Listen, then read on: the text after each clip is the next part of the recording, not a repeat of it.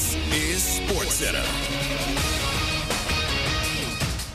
I'm Nick DeLuca. Massive deal in the NFL. The Browns dealing two-time Defensive Player of the Year Myles Garrett to the Rams for two-time Pro Bowl pass rusher Jarrett Verse and 3 draft picks, including a first-rounder in 2027 and a second-rounder in 2028. Garrett coming off a season where he set the NFL's all-time single-season sack record. He's under contract through 2030. Verse, meanwhile, has 12 sacks and 22 tackles for loss the past 2 years. DraftKings moving the Rams from 8-1 to 13-2 to win the Super Bowl. LA, the only team with Super Bowl odds shorter than 10-1 heading in to the year. Meanwhile, a reunion in New York. The Giants signing receiver Odell Beckham Jr. to a 1-year deal. Former first-round pick by the team back in 2014. Played for new Giants coach John Harbaugh in Baltimore in 2023. Has played in just 9 games over the past 2 seasons. Giants also signing receivers Braxton Berrios and Juju Smith-Schuster. Smith-Schuster spending the past 2 years in Kansas City. Hey, it's your resident Super Bowl champ, Chris Candy. Coming up Tuesday, the Knicks have been flying high. The Spurs have slayed the defending champs. I'll tell you which team has the clear advantage in the NBA Finals. It's Unsportsmanlike, 6 a.m. Eastern, right here on ESPN Radio, ESPN2, and ESPNU. Matt Moscona. I'm very important. After further review. Say it one more time. After further review with Matt Moscona. And here we go. Live from the Raising Cane studio. Let's ride!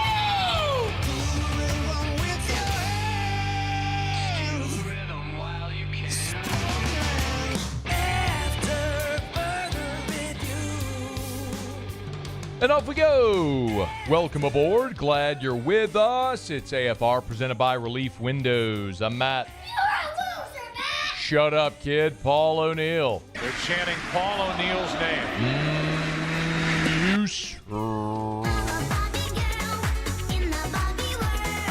And Mr. Toby Tomplay.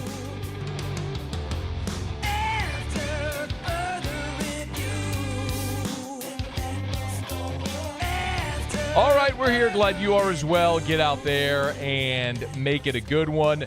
Sam Spiegelman here in about 15 minutes from right now. We'll talk some MLB Draft with Kiley McDaniel next hour. Luch will be here in hour 3. Ton to do. Let us begin as we do every single day. It's time to pop the top on another edition of AFR with Bud Light. Drink easy. June 1st, as the calendar flips, we look at the transfer portal opening for baseball. That officially happens today. It's open for the month of June. And then the next dates we look at, obviously, is the MLB Draft, which will happen early July. And then the deadline for those players who are drafted to sign or make the determination if they're coming or coming back to school happens in August. So August 1st. So we're going to look ahead, over the next, obviously, 6 weeks or so with LSU not playing baseball to the restructuring of the roster for 2027. I mean, that it's an inevitable conversation that happens for every team once their season ends. Typically for LSU, that's well after Labor Day or Memorial Day, and instead now it's now. Well, with the portal opening, as of this very moment, it's 3:00 Central Time here on Monday with the portal opening. There are 4 players that have made their intention known or have formally entered the transfer portal already. One of them we learned about a week ago, and that was Maverick Rizzi. Of course, the big 6'9" sophomore right-hander is a guy that came into this season with tremendous expectation, and it just didn't work out for Maverick Rizzi. By the last month of the season, his leverage appearances were virtually nil. The numbers, ERA, innings pitched, strikeouts, were very comparable to a year ago. But it was the wild pitches, the hit by pitches that went up and ultimately cost him his opportunity in leverage situations. So Rizzi is going to go elsewhere, likely looking for an opportunity to start, which would not happen at LSU with your top 5 starters from this year returning, and no doubt Jay Johnson going into the portal to look for proven elite level frontline starters. So Rizzi, we knew his intention a week ago. 3 more here on Monday, as of right now, have made their intention known that they're entering the portal. First is Daniel Harden. So Harden is a story that is a guy whose story we've talked about a good bit because he's one of those super raw prospects with extreme upside, just hasn't put it together yet. So remember, Daniel Harden prepped at Catholic High. He was a two-sport guy, played both football and baseball on the team several years ago that won the National High School Baseball Championship. And for Harden, it was complicated because he played two sports. He didn't focus solely on baseball, so he didn't do the showcases and all that sort of stuff because he was playing football. And as a result, his baseball recruitment was light. He went JUCO. In 2025 in JUCO, he hit 354, transfers to LSU. You obviously had a very crowded outfield with Jake Brown, Derek Curriel, and Chris Stanfield. There was no place for anybody to work in as a new starter. But on the season, Harden had just 19 at-bats and hit 105. He struck out 7 times in 19 at-bats. He just never got consistent ABs to get comfortable. And how could you? You had 3 stalwarts in the outfield. So there just wasn't that opportunity for Harden to get out there and consistently get AB. So he had a decision to make. Even though Brown, Curriel, Stanfield are all going to be gone going into next year, do you come back and try to fight for a starting job, or do you go somewhere that you're going to be able to play day one and go get 200 at-bats next year? So he's going to take that opportunity with 1 year of eligibility remaining to go somewhere where he's guaranteed ABs and playing time. Trent Carraway is the second that's announced he's going into the transfer portal. And Carraway is one that's just really disappointing, man, because he was a guy a year ago that was the regional most outstanding player in Corvallis at Oregon State. When he hit the portal, he was D1 baseball ranked him number 13 in the portal a year ago among position players. Baseball America had him number 30 in the top 100 college transfers. A perfect game before the season started rated him number 54 in the top 100 juniors in college baseball. D1 put out their top 100 college prospects for the 2026 draft. This was before the season. He was number 87. They had him at a top 100 prospect for this summer's draft before the season. And we know what happened. He ends up playing in 30 games, just 24 starts. To put this into perspective, Trent Carraway had only 16 at-bats in SEC games. You play 30 SEC games. He had 16 at-bats against SEC competition and 0 extra base hits. It just didn't come together for Carraway in his transition into the SEC. John Pearson took his job at third base. Pearson will be back next year as a junior, where he had 75 SEC at-bats. By contrast, Carraway had 16 SEC at-bats. Pearson had 75. With Pearson coming back, obviously Carraway's got to go somewhere that he's going to play, and it's just not going to be in Baton Rouge next season. So unfortunate that it didn't work out, and that's one of the ones that you'll scratch your head and say you wonder why LSU season went the way it did. Well, Carraway was a guy that everyone was looking at as someone who could make a real important impact on this year's team, and it just didn't manifest. So Carraway will go elsewhere to try to finish his college career and get some mount or get an opportunity next year to play. Someone else, the fourth to transfer, is looking for mound time, and that's Jaden Newt. Jaden Newt is a redshirt junior this year, so his 5th year of eligibility will be next season.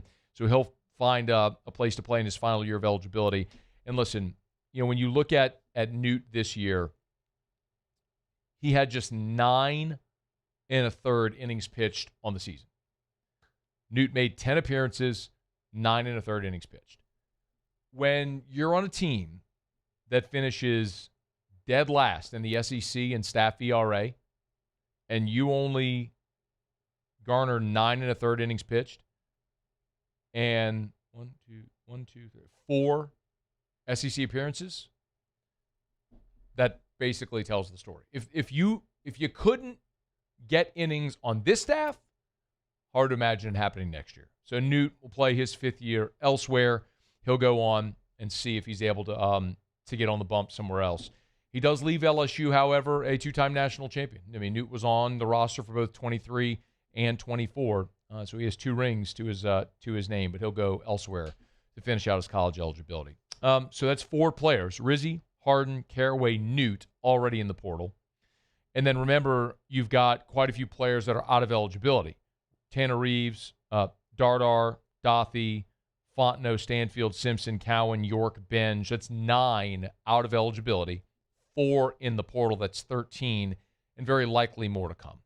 That's before we even talk about the guys who are underclassmen that are going to go to the draft. Very likely Jake Brown, Derek Courier. We'll see about Stephen Milam.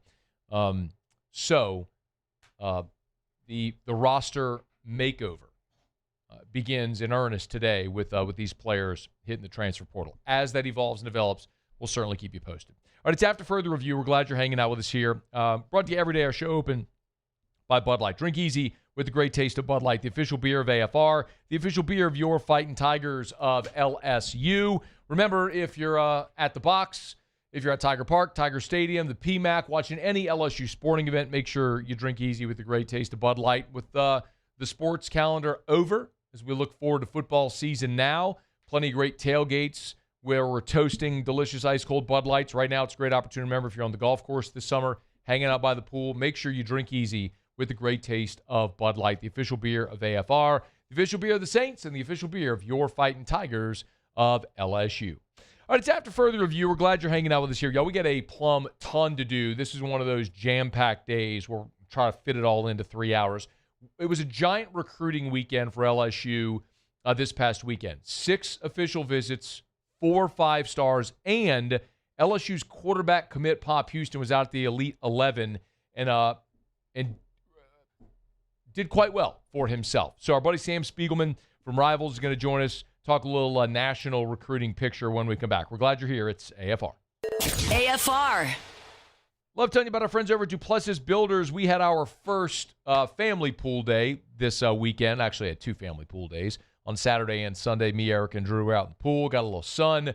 Forgot the sunscreen. Stayed out too long. My shoulders are burnt to a crisp. Happens. It's a rite of passage annually. Hey, look, that can be you and your family next pool season. But you got to start today by calling our friends over at Duplessis Pools. At Duplessis Pools, they're going to build you a beautiful, custom, resort-style pool that will last. Yes, there are tons and tons and tons of pool builders that build beautiful pools. Instagrammable pools, if that's a word. But do they last? What's your customer service experience like? You see, with Duplessis Pools last year, they were voted by Pool and Spa Magazine a top 50 pool builder in America, number 24 in the country, because they're going to build you a beautiful pool that lasts and give you great customer service. DuplessisPools.com, DuplessisPools.com. When it comes to choosing energy for your family and your home, make the smart choice with natural gas. You can count on efficient and affordable natural gas to keep you comfortable and reduce your environmental impact to help protect our planet. Together, we're fueling our energy future. Atmos Energy. My father, J.B. Falgu, had a vision of growth for First American Bank and the communities we serve. The bank's foundation was built on his legacy of compassion, loyalty, and dedication. Through his years of leadership, First American has prospered to heights even J.B. could not have imagined. I know my father would be extremely proud of the customer service and financial stability that First American provides to Southeast Louisiana. We continue to thrive because of the legacy of J.B. Falgu.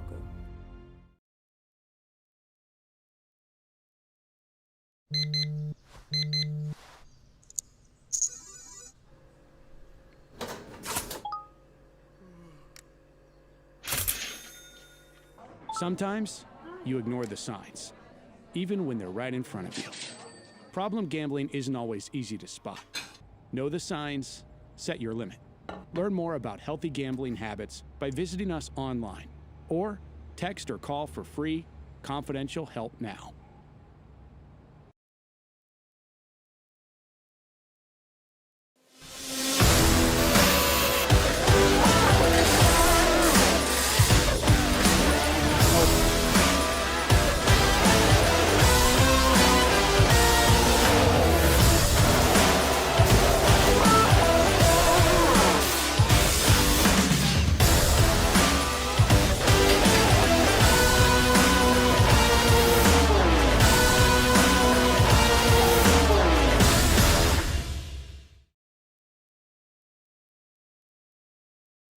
If your office is experiencing performance issues like slow networks, jammed printers, or disappearing files, Advanced Office Systems may be right for you. With powerful IT solutions, print management, document imaging, and security systems, they help offices regain confidence naturally. Side effects may include uncontrollable efficiency, smoother workflows, and a sudden burst of office joy. Say goodbye to those emotional breakdowns in the supply closet and get back on track with Advanced Office Systems.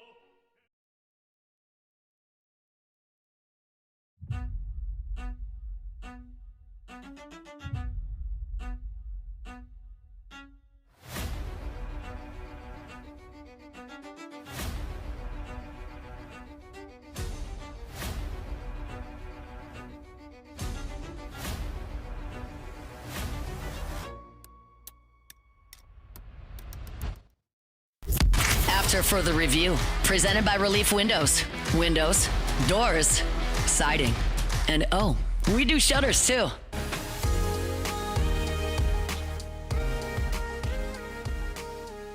While LSU had a major visitor list on campus this past weekend with 4 5-stars, the Elite 11 was going on, and Pop Houston, LSU's quarterback commit, was participating.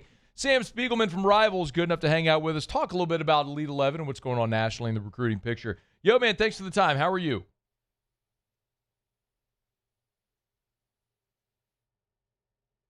All right, we'll see if we can connect with Sam. Not sure what's going on there.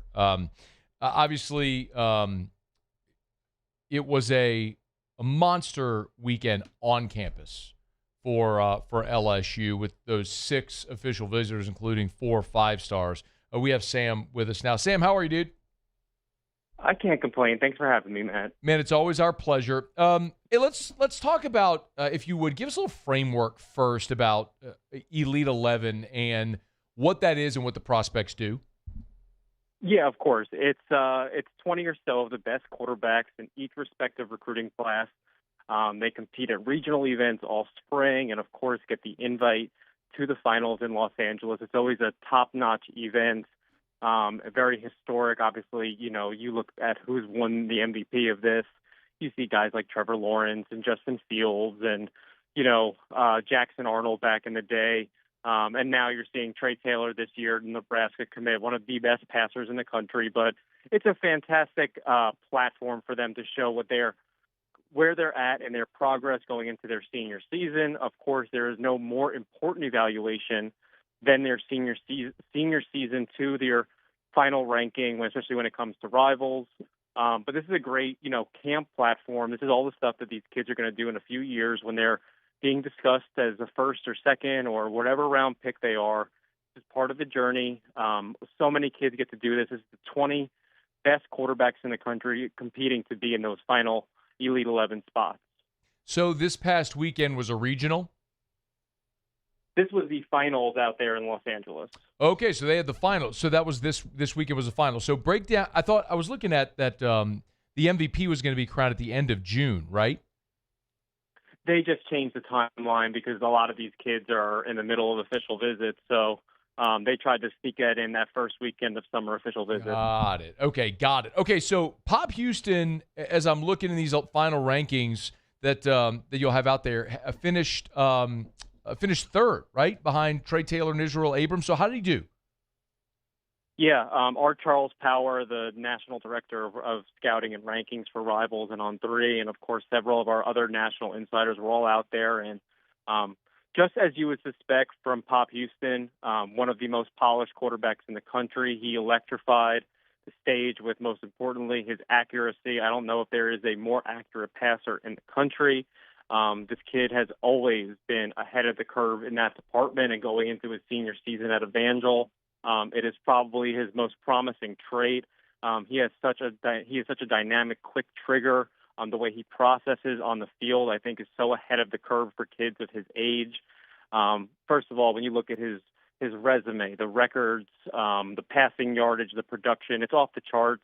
It's exactly what you want to see as he prepares for his senior season, which I imagine not only will he be prolific through the air, but something you can't see in the Elite 11 settings, just how well he's moving in and out of the pocket, also creating plays with his legs, being able to have that dual threat skill set that offensive play callers like Lane Kiffin and Charlie Weiss Jr. are just going to eat up in a couple of months when he's on campus.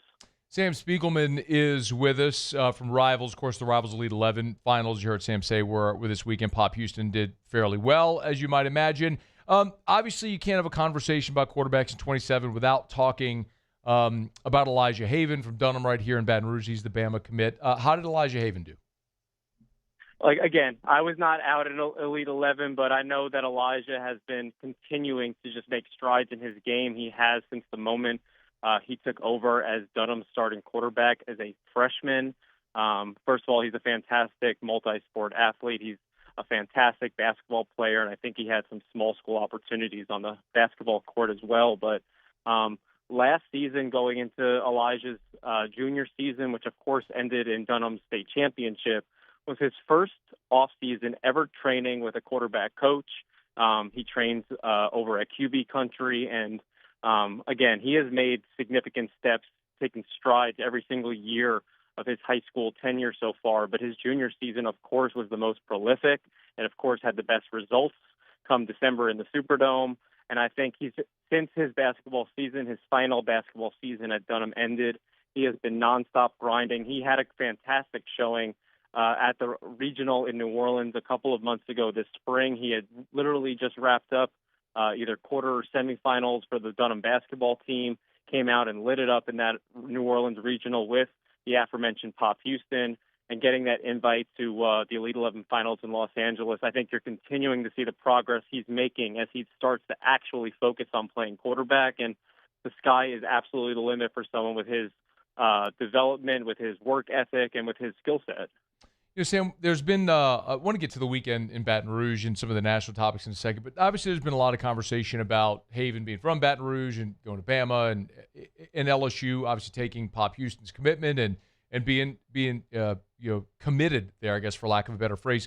How do you think Houston fits Lane Kiffin's off? He obviously committed to the former staff, but Lane Kiffin comes in and honors the commitment. How does he fit with Lane Kiffin's staff and system as best you could tell? I think he's going to be an excellent fit. I think his first offer going into his freshman year, when he was still over at Calvary, came from this Ole Miss staff. They have obviously taken a liking to him. Pop Houston is one of those kind of prospects. There's all different types of prospects, as every kid is on their own journey. But this was a young man who created buzz during his time at middle school. You had high school coaches around the state already who knew who Pop Houston was. He has, like I mentioned before, he is a fantastic processor, which is a trait that certainly cannot be taught. It can only be developed, and he has done his at an exceptional rate. He's continued to grow physically. I know that people will talk about his stature, but he is very well built. He moves extremely well, and he is tough as nails. He's a consummate winner, which you love that attitude. Kids around him love to play with him, play for him. When he transferred to Evangel, you saw a flood of kids want to go catch passes, block for him, tote the rock for him, or play on defense because you know that they're going to score 40, 50, 60 points each and every Friday night. And I think that the fact that Lane Kiffin was, I don't think that they didn't offer a single quarterback in his 2027 class. They didn't look in any other direction. As I said, they offered so early in his high school tenure. They were not a top contender for most of his recruitment. You had schools like USC, Oklahoma, and of course LSU that won his commitment when Brian Kelly and Joe Sloan were the coaches there. But this is a quarterback that you inherit, and you celebrate that he's a part of your class. And you see that not only is he a fantastic kid and a great quarterback, but he's a phenomenal recruiter that's going to be in Baton Rouge the next few weekends. And I know we're going to talk about those official visits, but having Pop Houston, kids are going to want to play. He's a magnet for those blue chippers. Let's talk about it, Sam. Sam Spiegelman's with us here for a couple more minutes at Sam Spiegs if you want to give him a follow. Of course, Rivals national recruiting expert. Okay, so 4 5-stars were on campus this weekend. 2 of them are committed to other schools. 2 are uncommitted. Sam, what feels maybe most realistic for LSU? Is there a prospect maybe feels most realistic to actually get into the class that was on campus this weekend? Yeah, I think, a couple of prospects. Let's start, obviously, with Marquez Davis, who's an in-state cornerback that officially offered by Corey Raymond over the weekend. This is someone that Corey Raymond, he does this every cycle. He just falls in love with different cornerbacks, whether they're in Louisiana or across the country, you name it, Corey Raymond will find it. I think he's the best in the business at evaluating cornerback tape and projecting at that position. And he has fallen in love with Marquez Davis out of Opelousas Northwest. He's picked up his offer. He loved his visit. I expect Marquez to eventually be a part of this class. And I think the other name that's also in that conversation is, of course, Easton Royal, the number one wide receiver in the country. As you mentioned, Matt, he's been committed to Texas since November. The day after he committed to Texas, LSU hired Lane Kiffin to be their next head coach. And since then, LSU has continued to chip away at the Longhorns. LSU has set an incredibly high bar for Easton Royal's official visits. He not only brought his mother, who is going to be a key piece of this final decision that he plans to make in the next few weeks. He brought friends, family, his girlfriends. I think LSU rolled out the purple and gold carpet for him, if you will. And I think they gave him plenty to mull over the next few weeks. And I think you'd be naive to not think that LSU won't be in it as he makes this final decision coming up pretty shortly. Sam, what do you make of Ed Orgeron's role as the new special assistant to defense and recruiting? He's certainly got a lot of attention this weekend, right? How much of that, though, do you think actually translates to results? I think we're going to see a lot of results. Matt, you and I have been doing this for a long time, and we've had a lot of Ed O conversations over the past 10 or so years. Sure. A lot of these kids that we're talking about, Marquez Davis and Easton Royal or Jalen Brewster, they just saw a few years ago as kids Ed Orgeron leading the Tigers to a national championship. I don't think there's a better person who embodies the spirit of an LSU fan. I think Coach O, when he was the head coach of the Tigers, when he was the D-line coach, when he was the recruiting coordinator, nobody has more passion for the state or for that program than Ed Orgeron, and I think it translates. And kids, they don't need to be convinced; they know it's genuine. Easton Royal gave me multiple anecdotes about what that speech was like at the Wynn Bar before rolling out to Death Valley. And if you don't think that resonates with a kid from New Orleans who grew up watching the Tigers, then you're not paying attention. Ed Orgeron, I didn't know if he was ever going to coach in college football. The fact that he's back, he's doing a phenomenal job. I know that Lane Kiffin has been trying to find ways to get him involved. And I think this comeback is going to be a great match for all the reasons I listed. And I don't know how many Red Bulls he went through this weekend, but they got 3 more big official visit weekends coming up, and I'm sure the Costco in Baton Rouge is making plenty of money off of Edo's recruiting business. Sam, before you go, well done. Before you go, man, realistically, what would it take to get Jalen Brewster flipped? Oh, I don't know, Matt. He's made a lot of official visits this spring and now into the summer. You can talk about the defending national champions, Indiana, where his father, Robert, is from and played at Ball State, hosted him. SMU, he obviously grew up in Cedar Hill, Texas. So SMU, an up-and-coming program right there on the hilltop that can really make noise with NIL, hosted him. Florida is going to get him on campus. LSU, which has been coming on extremely strong this entire spring, multiple visits over there in his high school. Matt, it's going to take that NIL budget to be directed at Jalen Brewster to really make noise. And we're talking about competing with these schools in Texas like Texas Tech, Texas A&M. Those schools have boosters that have the ammunition. Cody Campbell is the most famous of them all. Sure. And not only does Texas Tech evaluate, they know how to build relationships. So it's not like kids are just going there for money. Cedar Hill High School is where Joey McGuire won 3 state championships. So if you don't think the connections in that region are strong, it's a lot like, Ed Orgeron going into, different parts of the bayou to try to sell them on staying home in state. So Joey McGuire has a lot of that same persona. So, I think these schools are giving Jalen plenty to think about. He's raved about each one, and that includes LSU, which before 2 months ago, I would say was not even in the picture with Jalen Brewster. So there is progress being made. If they're going to keep up with Texas Tech, with SMU, with Indiana, LSU is going to have their paychecks out with a really good sales pitch. Sam Spiegelman, national recruiting analyst from Rivals. Get him at Sam Spiegs if you want to give him a follow. We always appreciate the time and the insight, man. Thank you. Likewise, Matt. Take care. Yep, all the best. It's After Further Review. We're brought to you by Evermore, EVAMOR, evermore.com. Always got mine right here on the table. As a matter of fact, was at the grocery store yesterday. Grabbed my 4-pack of the 64-ounce bottles. That's my choice. Actually, also got a 12-pack of the 20-ounce bottles to keep in the fridge, outside in the outdoor kitchen at the house. So always got it nearby. If it's at the office, if it's at the house, whatever it may be. You want to stop drinking tap water. You want to drink natural artesian water, spring water, straight from the source. The source matters. You want Evermore. And it's a great Louisiana product with national distribution. So all over the country, you'll walk in outlets and you'll find Evermore. EVAMOR, evermore.com, evermore.com. Try it today. Do a side-by-side taste test, whatever junk you're drinking right now, and you'll taste the difference and know you're drinking a healthier option. EVAMOR, evermore.com, evermore.com. All right, it's after further review. Thanks to Sam for hanging out with us here. Our Monday shows are brought to you by Relief Windows. I'm not going to quick break, come back. We'll go around the SEC. We do have an update today from the college football playoff. They've announced not only kickoff times for this year's college football playoff games, but also TV networks. And we are seeing an expansion of the college football playoff on TNT. So we're going to tell you about that when we come back as well. We've got a ton to do. Kiley McDaniel's here in 45 minutes.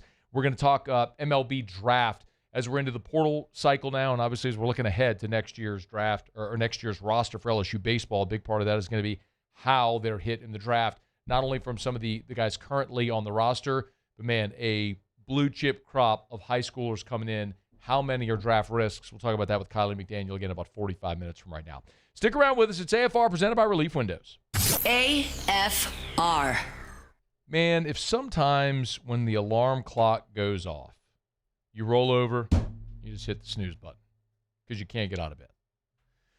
And sometimes, man, you're on your third, fourth cup of coffee just to get to 2 o'clock, and 2 o'clock hits and you're ready for a nap. And when you finally make it home, you are not at all motivated to get to the gym. If you do find your way to the gym, you just don't have good workouts anymore. You don't feel strong. You don't build muscle. You don't burn fat, all that stuff.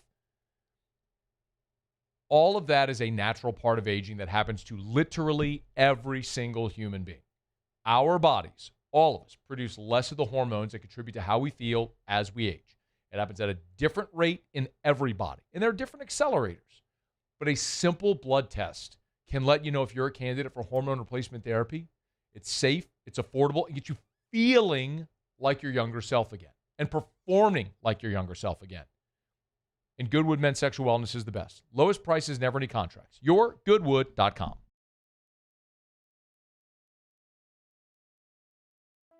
Another roof gone too soon. Looks like neglect. There's no doubt about it. This is a case of poor installation. At Pelican Roofing, we don't guess. We investigate to find the real cause of your roof's problems. Call Pelican Roofing for your free roof investigation today. Case closed.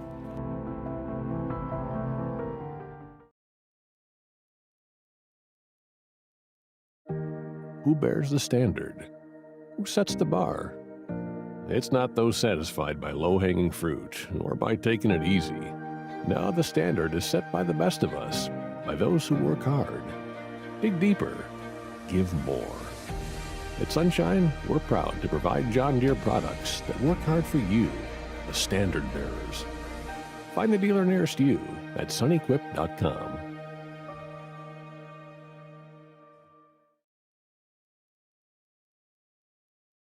Hey, it's Matt Moscona. Look, back pain can sideline you from the things you love. That's why I trust Dr. Kevin McCarthy and the team at the Spine Center of Louisiana. Dr. McCarthy doesn't just treat symptoms. He gets to the root of the problem. From advanced injection therapy to minimally invasive surgery, they've got the expertise to get you back in the game. With 5 locations across Louisiana, including right here in Baton Rouge, quality care is close to home. Call the Spine Center of Louisiana or visit spinecenterla.com.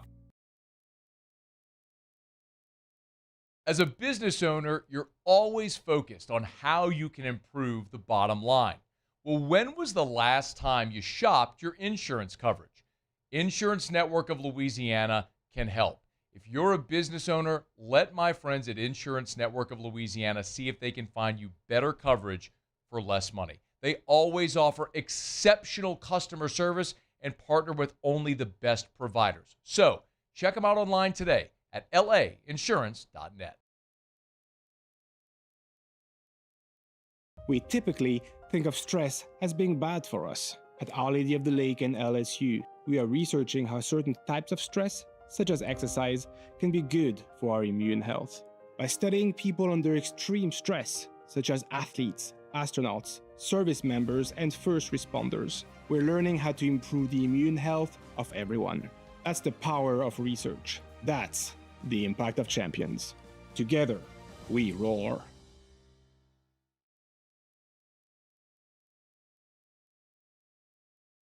After a decade of working in private duty nursing, I know how hard it can be to find compassionate care for the ones that you love the most. After further review, presented by Relief Windows. Windows, doors, siding, and oh, we do shutters too.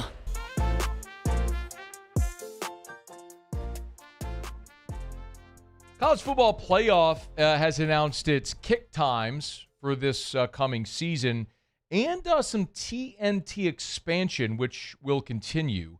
So the college football playoff will be televised on ESPN and Turner, and since the inception in 2015, January of 2015, the ESPN has been the home of the college football playoff, but now it's a new expanded package, which includes five games sub-licensed to TNT Sports. So here you go. This is how it's going to look with the games on ESPN and Turner.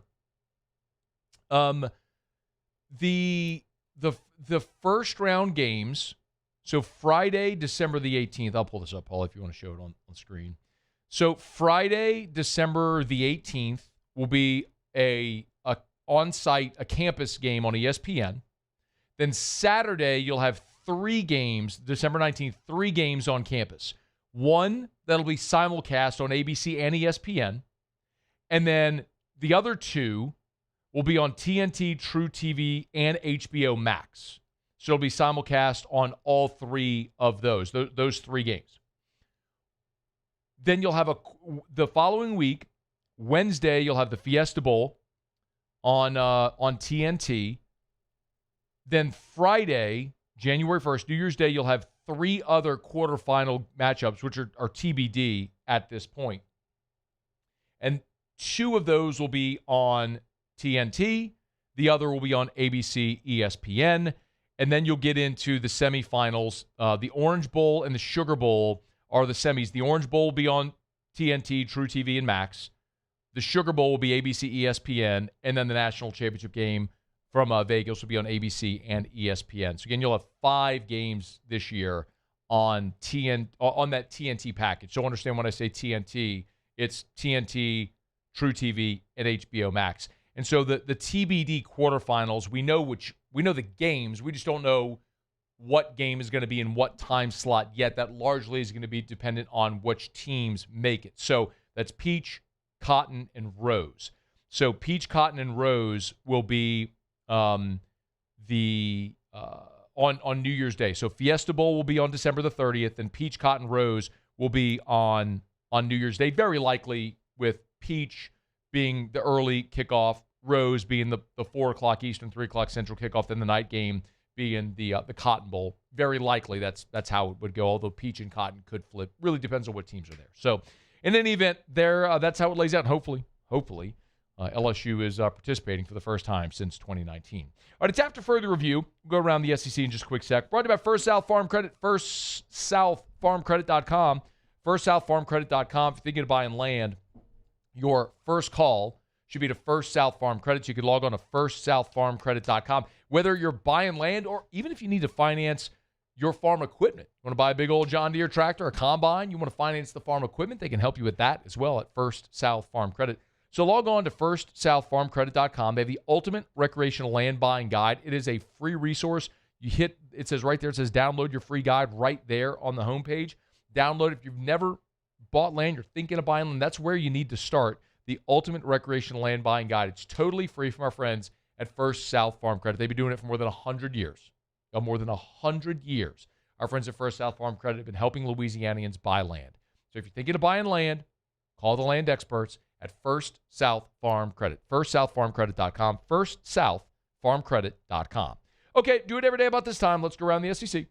Around the SEC, bringing you the biggest news from the nation's best conference, the Georgia Bulldogs. Georgia got its 5th commitment in a 2-day span when linebacker Joakim Gouda, like the cheese, committed. 6'2", 230, the number 153 prospect in the country. Georgia beat Texas, Auburn, Florida, and Notre Dame for the commitment. The Ole Miss Rebels. 4-star linebacker Jeremiah Culpepper says he'll be a Rebel. He's also out of Georgia. Alabama, Auburn, Tennessee, Virginia Tech had also offered. Culpepper's the number 189 overall prospect in the Rivals industry ranking. 6'1", 205. He's the 18th best linebacker in the country. The Vanderbilt Commodores. 2027 wide receiver Davion Crumite has committed to Vanderbilt. He's a 3-star. Picked Vandy on Saturday. He's out of Tallahassee, Florida. He's number 529 overall, the 73rd best receiver in the country. The Arkansas Razorbacks. Break up the Hogs. They got a 5-star punter. Holla. Dude's name is Declan Ham. He's a 5-star out of Texas, 6'2", 200-pound. All the industry rankings. Sorry, Paulie. Just cracked him right in the head with that piece of paper. I mean, I just totally, just on a line. It was direct hit, right in man. His face. I know, I saw it. No arc on that one at all. I mean, I just held on to it. That was a spike. I mean, that's good enough for LSU baseball this year. There you go. Just spike it. That was a 56-footer is what that was, right at Paul's dome. Sorry, Paulie. The Rivals industry ranking doesn't rank specialists, so Cole's kicking ranks him as a 5-star. So, anyway, Arkansas got a 5-star punter. The South Carolina Gamecocks. Righty Brandon Stone is entering the transfer portal, the 14th player from the Gamecocks baseball team, the 10th on Monday alone with the first day of the portal opening. He was 5-5 this year with a 5.11 ERA. The Tennessee Volunteers. And Braden Krenzel has also entered the transfer portal. A down year statistically for the sophomore. He was 2-3 with a 9.35 ERA across 20 appearances. 4th player to enter the portal for the Vols, joining Ariel Antigua, Ethan Moore, and Chris Newstrom. All right, there you have it. That is Around the SEC. We are brought to you by Rouse's, the official supermarket of the New Orleans Saints. Rouse's.com, Rouse's.com. Get on by, see our friends over at Rouse's for, I don't know, whatever it is you might be looking for. Because if you're going to make groceries, Rouse's can help you do that. They can help you do it affordably and efficiently. Remember, you can always pull up the app for Rouse's, pick out your items. Your personal shopper will go pick them out for you. You pull up into one of the designated spots, boom, they'll bring it right out to your car for you. If you spend $35, it's a free service. It couldn't be any easier. Awesome. Always encourage you to go check out the local ad. I was over at my folks' house this weekend, and they had a big meat sale. And my mom was she bought like this giant platter of pork chops for $10. It was like the meat sale they were having. She's like, I went by Rouse's. They were having a meat sale. Got all these pork chops for $10. She was wrapping them up, putting them in the freezer. Because why wouldn't you? It's a meat sale. Go take advantage of it, wrap it up, put it in the freezer. Anyway, Rouse's, they always got great stuff going on right now. Their dairy deals are here. I'm literally looking at this on Facebook right now. It's Dairy Month, apparently. So go save on all these amazing dairy items. How about that? Sargento cheese. 9 to 12-ounce string cheese or cheese sticks, 2 for $9. That's awesome. Lou Gentine. I met him once. He's the guy who owns Sargento. Fun fact. Write that down, Muse, for your what we learned today. That big cheese segment here. I mean, Gouda committed to Georgia. Yep. You met Sargento. Well, Lou Gentine. Lou Gentine. But, I mean, big segment for cheese on Monday's AFR. Go get some cheese. Rouse's. At Rouse's, the official supermarket of the Saints. Rouse's.com, Rouse's. This feels like home. Okay, let me knock out a break. We'll come back. Knockout. We'll wrap up hour number 1. How about Odell? Back in the game. Some reaction to Odell Beckham back to the Giants. I don't think that's going to go so hot, but I got some thoughts. And in about 16 minutes after the top of the hour, I do want to talk a little bit about the monster weekend that Ed Ogeron had in his first recruiting weekend back at LSU. So we'll get into that here in about 16 minutes from right now. Don't you move. It's AFR. After further review. Y'all, summer's here. I could not be more fired up. Saturday, the family Scone had our first swim day. Pool was about 85 degrees. Still a little chilly for me. I like it to feel like bath water.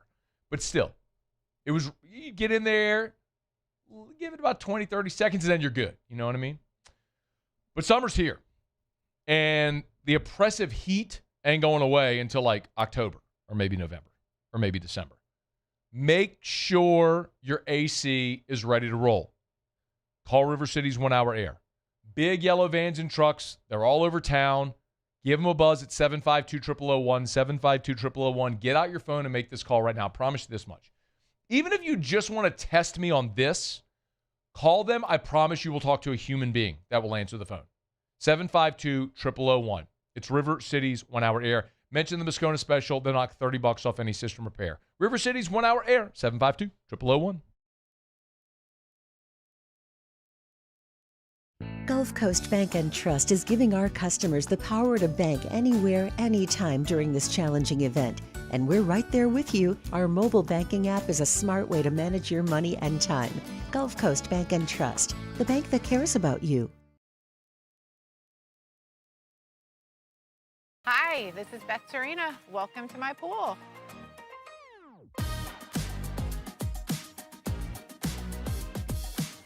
The first time I saw this beautiful pool, it exceeded every expectation that I had. They were able to get everything we wanted in this pool. It is a beautiful pool. We live out here. We eat out here. We watch TV out here. This is like our living room outside. We love this pool and everything about it. When we decided to build our pool, we called a great friend who is one of the best pool builders in the country in North Louisiana, and we said, who would you choose to build a pool in Baton Rouge? And without a hesitation, he told us Russell Pools. He said their history, tradition of great builds, great pools was unmatched. So of course, who did we call? Russell Pools. The advice I would give to anyone looking to build a pool is first call Russell Pools. They'll do an incredible job.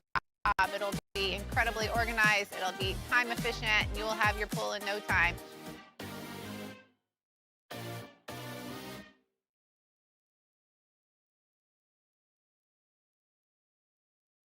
Hey, it's Matt Moscona. Look, back pain can sideline you from the things you love. That's why I trust Dr. Kevin McCarthy and the team at the Spine Center of Louisiana. Dr. McCarthy doesn't just treat symptoms. He gets to the root of the problem. From advanced injection therapy to minimally invasive surgery, they've got the expertise to get you back in the game. With 5 locations across Louisiana, including right here in Baton Rouge, quality care is close to home. Call the Spine Center of Louisiana or visit spinela.com and tell them Matt sent you. Transform your living space with Lacoste & Young Remodeling and take your home from outdated to outstanding. Redefine your kitchen for the ultimate culinary experience or elevate your daily routine with a spa-worthy bathroom retreat. Our skilled team brings 3D modeling to life to ensure your vision becomes a reality. We believe luxury should be accessible and offer tailored solutions to fit your budget without compromising quality. So contact us today for a free estimate. Lacoste & Young Remodeling, providing perfect solutions for your dream home.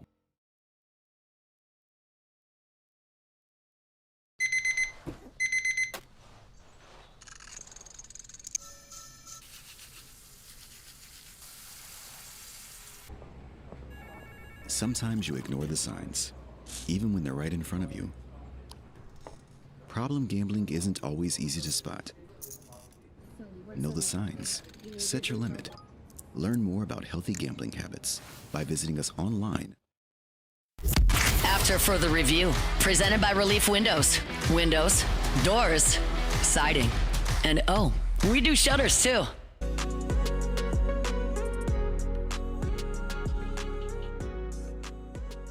Manning on a play fake. Rolls right, throws a deep ball down the right sideline. It's a jump ball. Odell Beckham Jr. made the catch with one hand for the touchdown. Wow, what a catch by the rookie. Ridiculous. Just throw it up to Odell Beckham Jr. One of the most famous plays, quite literally, in NFL history. Sunday Night Football, Giants, Cowboys, Odell Beckham, the one-handed catch. Hard to believe that's been more than a decade since that happened. But Odell is headed home. If you didn't hear, the Giants have signed Odell Beckham Jr. They had a rash of injuries. This isn't a Giant show. Obviously, I'm not breaking down the New York Football Giants. But Gunnar Olszewski tore his ACL during OTAs. He's a receiver and kick returner. We know Malik Neighbors is coming off a torn ACL. Darius Slayton has a core muscle injury. He's been sidelined as he continues to rehab. So the Giants have been down receivers, so they brought in several receivers to work out, and they ended up signing Odell Beckham. They had brought in they also signing Braxton Berrios to a 1-year deal. So Giants are in need of receiver help, so they add Odell Beckham, the former first-round pick, as we well know, was drafted 12th overall back in 2014. And OBJ was on a Hall of Fame trajectory.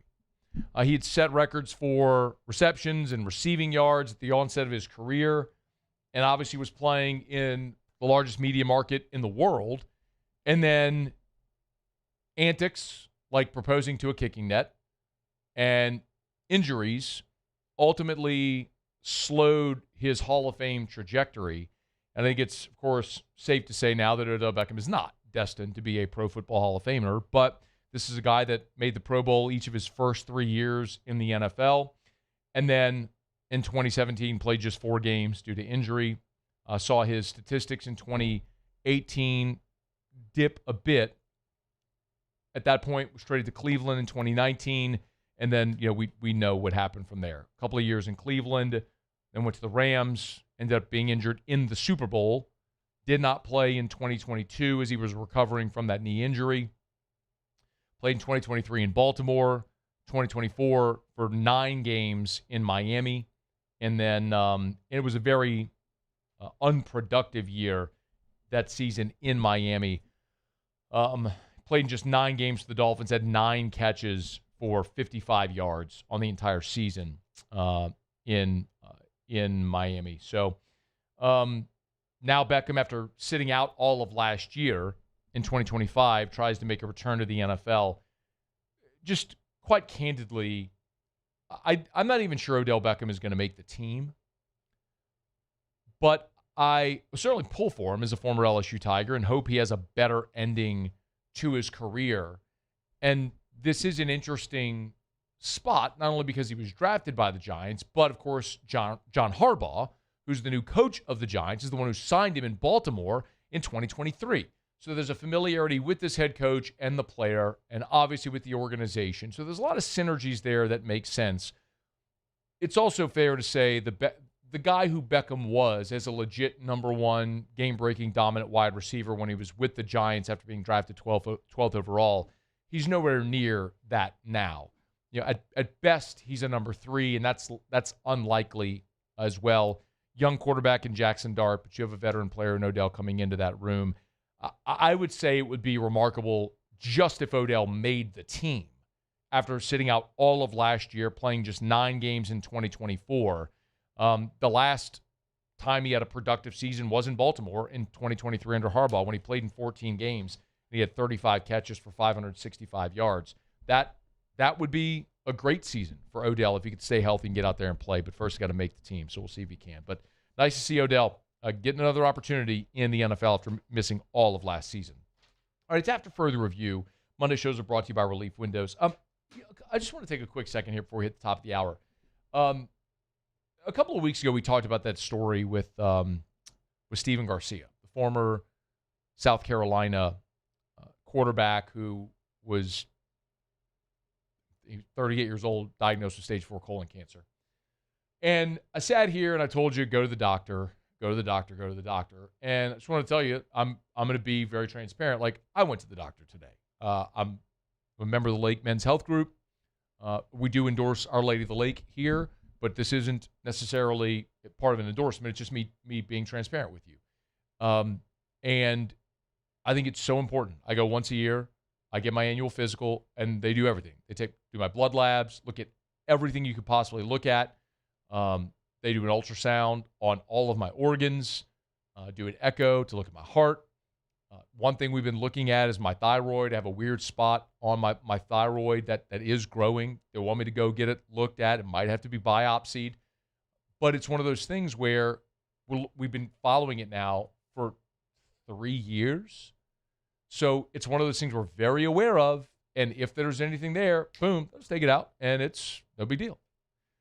So I just stress that to say, men, women, just like go to the doctor. If you're looking for a doctor, my doctor's Dr. Curtis Chastain at the Lake Men's Health Group.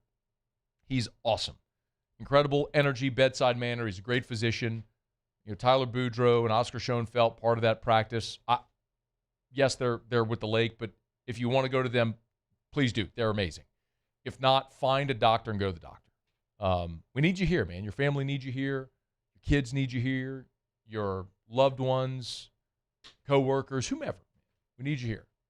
So please go to the doctor. There's my PSA. All right. It's after further review. Let's knock out a quick break, y'all. We're going to come back, get you caught up on national headlines from SportsCenter. When we come back, it was a massive recruiting weekend for LSU. We just talked a little bit about Sam Spiegelman earlier this hour. But I want to talk specifically about what Ed Ogeron did this weekend. That's next. After further review. Monday shows are brought to you by Relief Windows and ReliefWindows.com. Energy-efficient replacement windows, beautiful entry doors, hardy plank vinyl siding. Oh, yeah. They do shutters and shades, too. It's Relief Windows and ReliefWindows.com. Brandon Holly and his team are awesome. I tell you all the time, when we look at Relief Windows, they're never going to be the cheapest, but they're always going to be the best. So, sure, you want to go call around and get quotes, feel free. Just understand, I'm being transparent with you. Just understand that if you're calling around to get quotes to see who's going to give you the best price, that's not going to be Relief Windows. You will find someone who will sell you windows cheaper than Relief Windows. But if you want a beautiful product that's installed right the first time, where you will get exceptional service during and after the sale, that comes with a true lifetime transferable warranty on labor, material, and glass breakage, you want the best. You want Relief Windows. Windows, doors, siding, shutters, and shades, ReliefWindows.com. Ever wonder why cane sauce doesn't come in a pre-sealed packet? It's because it's made fresh inside every Raising Cane's every single day. Because when you make it right, you can taste it in every bite. Raising Cane's chicken fingers, one love. Championships are won with preparation, and so are great roofs. Coach is tough on us about preparation, and Paris brings that same championship mindset. Do business with someone you know. Paris Construction and Roofing. ParisBuilt.com.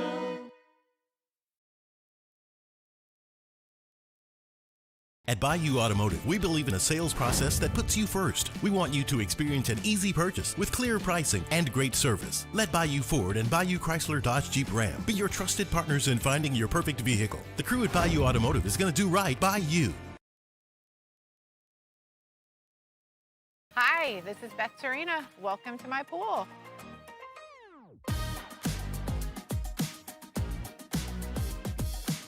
The first time I saw this beautiful pool, it exceeded every expectation that I had. They were able to get everything we wanted in this pool. It is a beautiful pool. We live out here. We eat out here. We watch TV out here. This is like our living room outside. We love this pool and everything about it. When we decided to build our pool, we called a great friend who is one of the best pool builders in the country in North Louisiana, and we said, who would you choose to build a pool in Baton Rouge? And without a hesitation, he told us Russell Pools. He said their history, tradition of great builds, great pools was unmatched. So of course, who did we call? Russell Pools. The advice I would give to anyone looking to build a pool is first call Russell Pools. They'll do an incredible job. It'll be incredibly organized. It'll be time efficient. And you will have your pool in no time.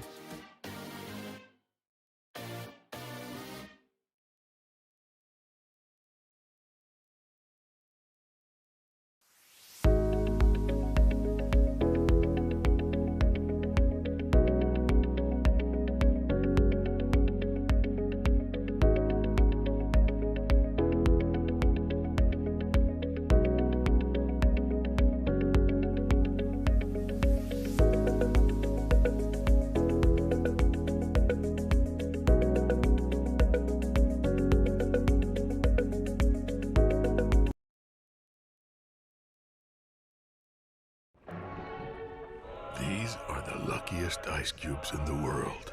They could have been a thankless bed for an all-you-can-eat salad bar. But instead, they've been called upon to cradle and cool a crisp, refreshing Dos Equis.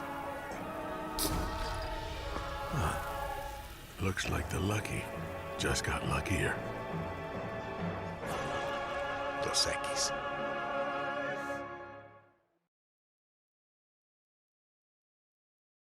At Bayou Automotive, we believe in a sales process that puts you first. We want you to experience an easy purchase with clear pricing and great service. This is SportsCenter.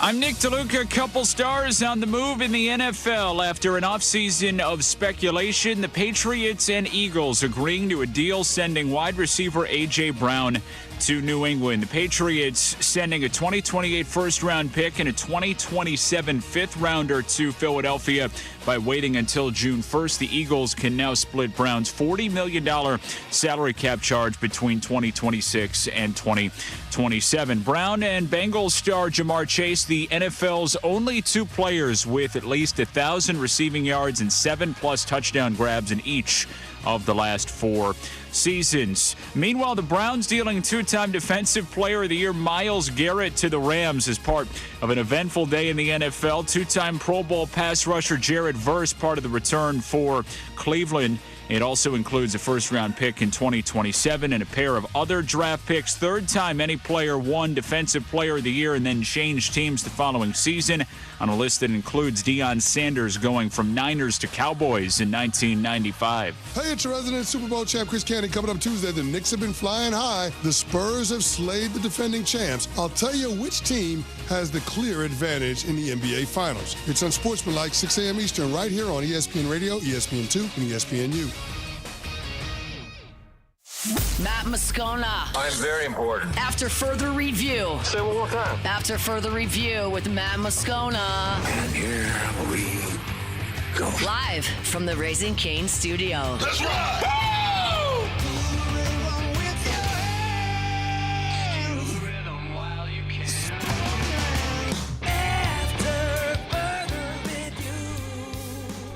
Hour 2, off we go. Welcome aboard. Glad you're with us.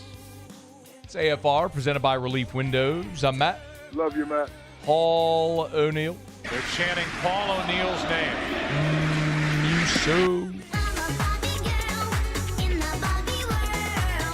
And Mr. Toby Tomplake.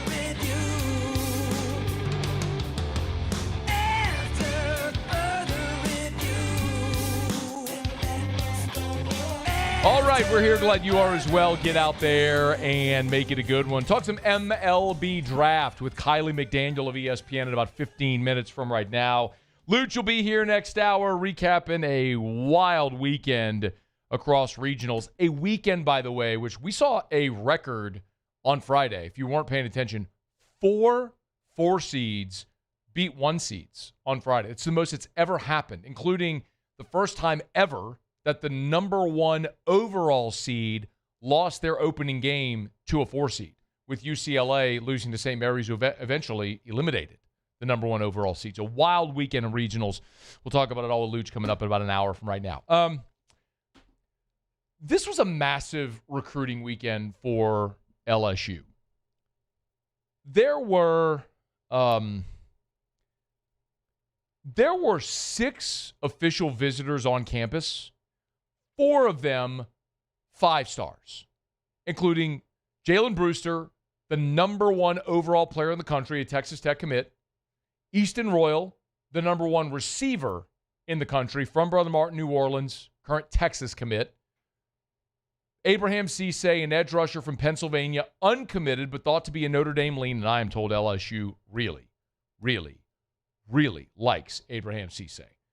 And then Xavier Sabb was a late add. He's a 5-star, one of the top athletes in the country. He's out of Jersey. He's made a bunch of visits to Rutgers. He's uncommitted presently, could play receiver, could play safety, but one of the top athletes in the country. Those 4 5-stars were on campus. And it was a perfect opportunity to unleash Ed Ogeron in his new role as special assistant for defense and recruiting. And if anyone wondered if Ed Ogeron's hiring was merely symbolic, this weekend should have pretty clearly answered that question. That Ed Ogeron ain't just out there to shake a few hands and pose for some pictures. The number one prospect in America, Jalen Brewster, was on LSU's campus. He's a defensive lineman, interior defensive lineman, 6'3", 300 pounds, out of Cedar Hill, Texas. He's currently committed to Texas Tech. He posts on his Instagram story this video of he and Ed Ogeron doing leverage drills, I guess. I don't even know where they are. Like, I think that might be court to table. I mean, only reason I'd say that is because I'm looking at the little chair in the foreground that looks like the furniture they have at court to table, like with a big field behind them on Burbank. Like maybe they brought him over there for lunch and to play pickleball, and Ed Ogeron's like, let's drop everything and do some leverage drills. Which, by the way, if you've never heard the story, when Ed Ogeron got the Ole Miss head coaching job, this has been told before, but one of the reasons he got the job is like he's interviewing with the AD, the university presidents, and big boosters, and like they're in suits, and in the meeting, he's got like these boosters in three-point stances. He's teaching them D-line stuff, right? And so they thought they recruited this recruiter football guy. Some of that is just innate, and it will never leave him. And the thing that we talked about here, I guess 2 weeks ago when Lane Kiffin hired Ed, is the same thing we talked about 6 months ago when they were talking about hiring Ed, is the same thing we talked about 10 years ago when Les Miles hired Ed, which is there are two things that are undeniable about Ed Ogeron. We can have all the conversation about legacy and what went right and what went wrong during his tenure as the head coach, whatever. We can have all that conversation. There's two things that are undeniable. He is one of the greatest defensive line coaches in the country, and he is one of the great recruiters of this or any era. Like there is no argument to the contrary about either of those things. And those two things were on full display this weekend. And then after you get the video, and that was something that Brewster posted on his Instagram story. Well, Brewster also posted on his Instagram feed, so a post, a 2.5-minute video, which many of you have seen by now, but it's a 2.5, which everybody's seen by now, but it's Ed Ogeron in the tunnel in Tiger Stadium, basically walking all of these people through the pregame ritual, touching the wind bar, running through the goalpost, never around it, what a game day is like. And the thing that strikes me so much about that in particular is there is nobody on Lane Kiffin's staff that he brought in that can do that, because none of them have experienced this. Certainly not the way that Ed Ogeron described it. If you like, this is a little piece of, and by the way, this is Brewster on his phone, the number one player in the country on his phone, videoing Ed Ogeron do this in the locker room. This win bar since 1984. Everybody got that? Right. When we walk out this field, go there and kick some ass. You got that? Yeah, baby. Now look, we walk out of here, we hit that. Everybody got it. We open it up. There's 102,000 screaming LSU fans waiting on you. Watch them get ready to perform. And guess what, Mom and Daddy sitting in your family? Right on the 50-yard line, waiting to watch you make that big play. Everybody got that? I mean, he goes through the whole thing. They go through the whole thing of the greatest sound in football, LSU Tigers going to war, buckle the chin strap. That makes all these people make a chin strap sound with their mouth going. And to get that much buy-in from all these people who you've never met it just speaks to why he is so good at that thing. Now, look, I don't know what payoff will be here.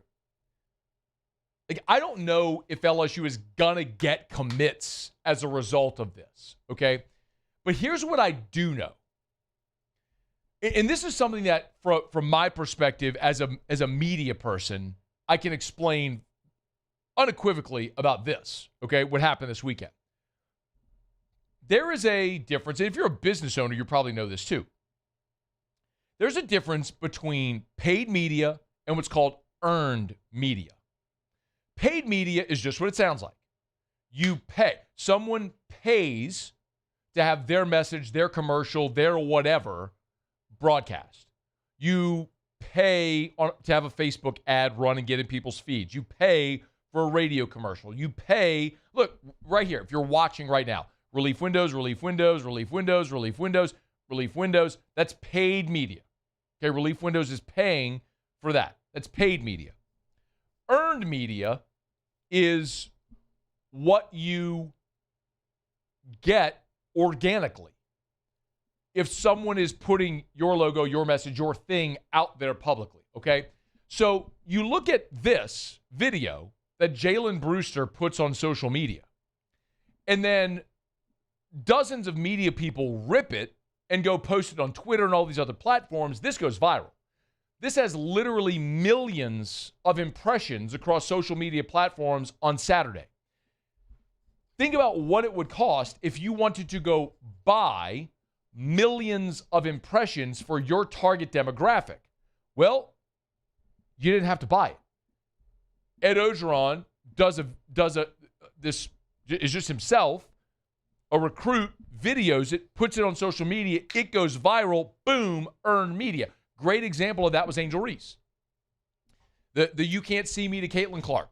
There's probably no singular event in LSU history that got more earned media than that. Like, I've told this a million times, but if you think of it, the next Saturday, SNL, Punky Johnson on SNL does a skit on Weekend Update where she's portraying Angel Reese wearing an LSU women's basketball jersey. Like, you could not go to 30 Rock, go to the NBC offices and say, yes, with your checkbook, and say, I would like for you to do a skit on Weekend Update to promote my business. Like, there's no, or my brand. You cannot do that. There is no possibility. And LSU got that for free with the Angel Reese stuff. That's incredible. Remember the 2019 hype videos? Those became such giant cultural things that A-list people, The Rock, Anthony Mackie, you had A-list people wanting to voice those things for free because they wanted to be part of something culturally that big and awesome. That's earned media. LSU got a ton of that on one recruiting Saturday from Ed Ogeron just being who he is as a recruiter. That in and of itself, that weekend might have paid his salary, just in earned media from this past weekend. Now, we'll see if it nets any flips. I think it's going to be very difficult to flip any of those prospects because what you're going to have to do is prove where you're going to invest your cap for 2027. And Lane Kiffin has said it repeatedly. You know, when they're recruiting high schoolers, they're also looking at character because if you have guys that you're going to pay as a freshman and then leave after 1 year, if they didn't contribute in their first year, well, then you've wasted that money. You got to pay guys coming in as freshmen that are going to compete immediately or contribute immediately or who are going to stay. And so I think it's pretty easy to see when you look at Brewster and Cisse and Easton Royal, where this staff is looking at investing in the high school rank for 2027. At least the top end of it, right? And the defensive line and receiver looks like a pretty obvious spot. So we'll see if LSU continues to push on a guy like Jalen Brewster or Abraham Cisse or someone like Mitchell Turner, who's one of the top defensive tackles in the country from Mississippi, who's on a midweek official visit this week. But it's pretty clear where LSU is looking to invest their resources in this 2027 high school class. We'll see if it nets them any results. All right, it's after further review. Let me knock out a quick break. We'll come back. Kiley McDaniel will be here. We'll talk some MLB Draft. Stick around. AFR. Got a call earlier today from Erica. She was at Clegg's nursery. Finally, I told you, one of our Mother's Day traditions is we go to Clegg's, and Erica buys a whole bunch of flowers, and I have to help her plant them, and I can't complain. Well, the Saturday before Mother's Day this year, it rained cats and dogs, so we didn't get to go, and then I was out of town, and it just hadn't worked yet. So she was off work today, and so she just like, I'm going. So Erica went today to Clegg's. I'm sure she bought them out of every dippledinia they have over there. She also got the Aeon mosquito barrier, something I've told you about forever. Highly recommend you go get the Aeon mosquito barrier. Such an awesome product. It's the size of a track baton, has granules in it. You pop the top off, you fill it up with water, you shake it up, hang it on your property line. You're done with mosquitoes 90 days at a time. It's worked tremendously. We don't use anything else for mosquitoes except that product. It works awesome. And if it doesn't, all right, you're out $30. Try it out. Whatever you do. Buy local, shop local, Clegg's Nursery. Gulf Coast Bank and Trust is giving our customers the power to bank anywhere, anytime during this challenging event. And we're right there with you. Our mobile banking app is a smart way to manage your money and time. Gulf Coast Bank and Trust, the bank that cares about you. At Bayou Automotive, we believe in a sales process that puts you first. We want you to experience an easy purchase with clear pricing and great service. Let Bayou Ford and Bayou Chrysler Dodge Jeep Ram be your trusted partners in finding your perfect vehicle. The crew at Bayou Automotive is going to do right by you. At Sunshine, your hometown John Deere dealer, we know you deserve value when you purchase equipment. Right now, take advantage of the powerful 3025E tractor for just $297 a month, with 0% financing for 72 months. Tractor packages with a trailer also available. Whether you're tackling land, property, or projects, get your job done. Don't wait. This offer ends June 30th, 2026. Some restrictions apply. Visit sunequip.com or stop by a Sunshine location today.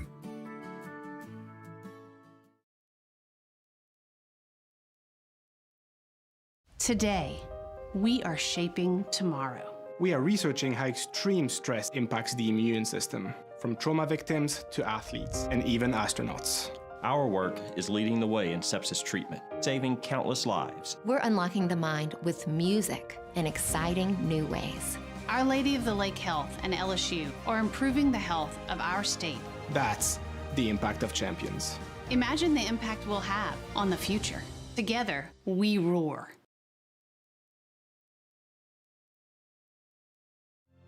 My father, J.B. Falgu, had a vision of growth for First American Bank and the communities we serve. The bank's foundation was built on his legacy of compassion, loyalty, and dedication. As always, brought to you by River Parish Contractors. If you're looking for work, even if you don't know you're looking for work, you need to check out River Parish Contractors and give Big Jake a call. Because, man, they are loaded up with work right now, and they're looking for you. This isn't a thing where they're going to keep you employed for 2 weeks and have to lay you off. No. They got work for days, for weeks, for months, for years in advance. And at River Parish Contractors, they got so many great benefits of working there. Couple things. Number one, you want to work overtime? Work as much overtime as you want at River Parish Contractors. A lot of companies, they'll say they'll give you a great rate, great wage, but they don't want you to work overtime. At River Parish Contractors, work as much overtime as you want. Day shift, night shift, they've got great benefits, paid time off. If you're interested, if you want to learn more, and by the way, you're home for dinner every night with your family. Call Big Jake, rpcontractors.com. After further review, presented by Relief Windows.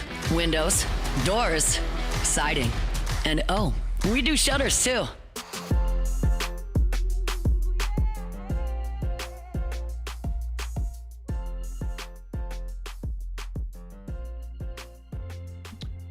Man, MLB Draft will be here before you know it. Kiley McDaniel from ESPN's good enough to hang out with us, talk a little bit about the LSU guys and the signees who will have a decision to make come July. Kiley, we appreciate you as always, man. How are you? Doing good. Thanks for having me. Yep, it's our pleasure. Let's start with some of the guys currently on LSU's roster that seemingly are going to have a decision to make. And Kiley, the one here that keeps getting talked about the most is Stephen Milam. And the idea kind of being he may fall into slot value range where LSU could match it with an NIL rev share deal. What's the buzz you're hearing about Milam and where he may fall in this draft? I haven't done the super deep dive at that juncture of the draft yet, which I think probably tells you something, that I haven't heard his name inside of 3 rounds. And then once you get into that 4th, 5th area, which I think would probably be the answer if I went and polled 7 or 8 scouts, like, what do you have? Because he certainly is a sure-handed infielder that can put the bat on the ball and just doesn't have a ton of raw power, isn't the biggest guy in the world. Those are the 2 things that teams are generally looking for. I wrote an article about it to kick off our draft blog at ESPN.com, that increasingly, if you have the bat-to-ball guys that play good defense but don't really hit it that hard, there isn't a team to take those guys anymore. It used to be there'd always be a team, Tampa, Milwaukee, Cleveland, would take those guys in second or third rounds. And now those teams are taking different kinds of guys. They're taking the big burly corner guys with huge exit velos because that's sort of what's in vogue, what teams think they can work with best as like a ball of clay, has trade value, all that kind of stuff. So I think he is a good example of that kind of guy where I think what you're saying is that would be low to maybe mid-figure, six figures. And I think that's probably doable if LSU feels like that's their best option to bring back a guy that they kind of know what they're getting that can contribute. Because obviously if you're getting like a real standout, toolsy, maybe freshman or sophomore shortstop, oftentimes that guy, the tools and the performance won't match. You won't necessarily know what you're getting. And this guy, you know what you're getting. So yeah, I think that scenario you're laying out does seem to have a real chance to happen.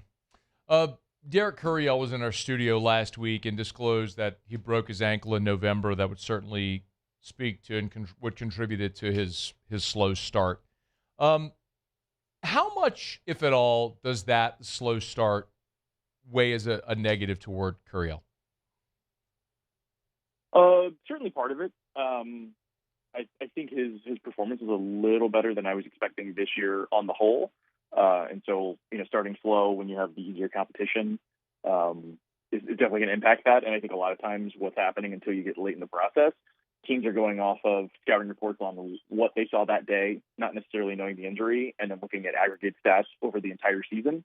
And now is the time of year when they're across the board. Obviously, they're doing this stuff earlier sometimes too, but across the board, looking at first half, second half, in, out of conference, all that kind of stuff, trying to drill down and see what they've been missing, and maybe finding out that the area guy knew about an injury, but then the cross-checker didn't know. There's a lot of pieces of information floating around that aren't always organized in a way that's easy to process.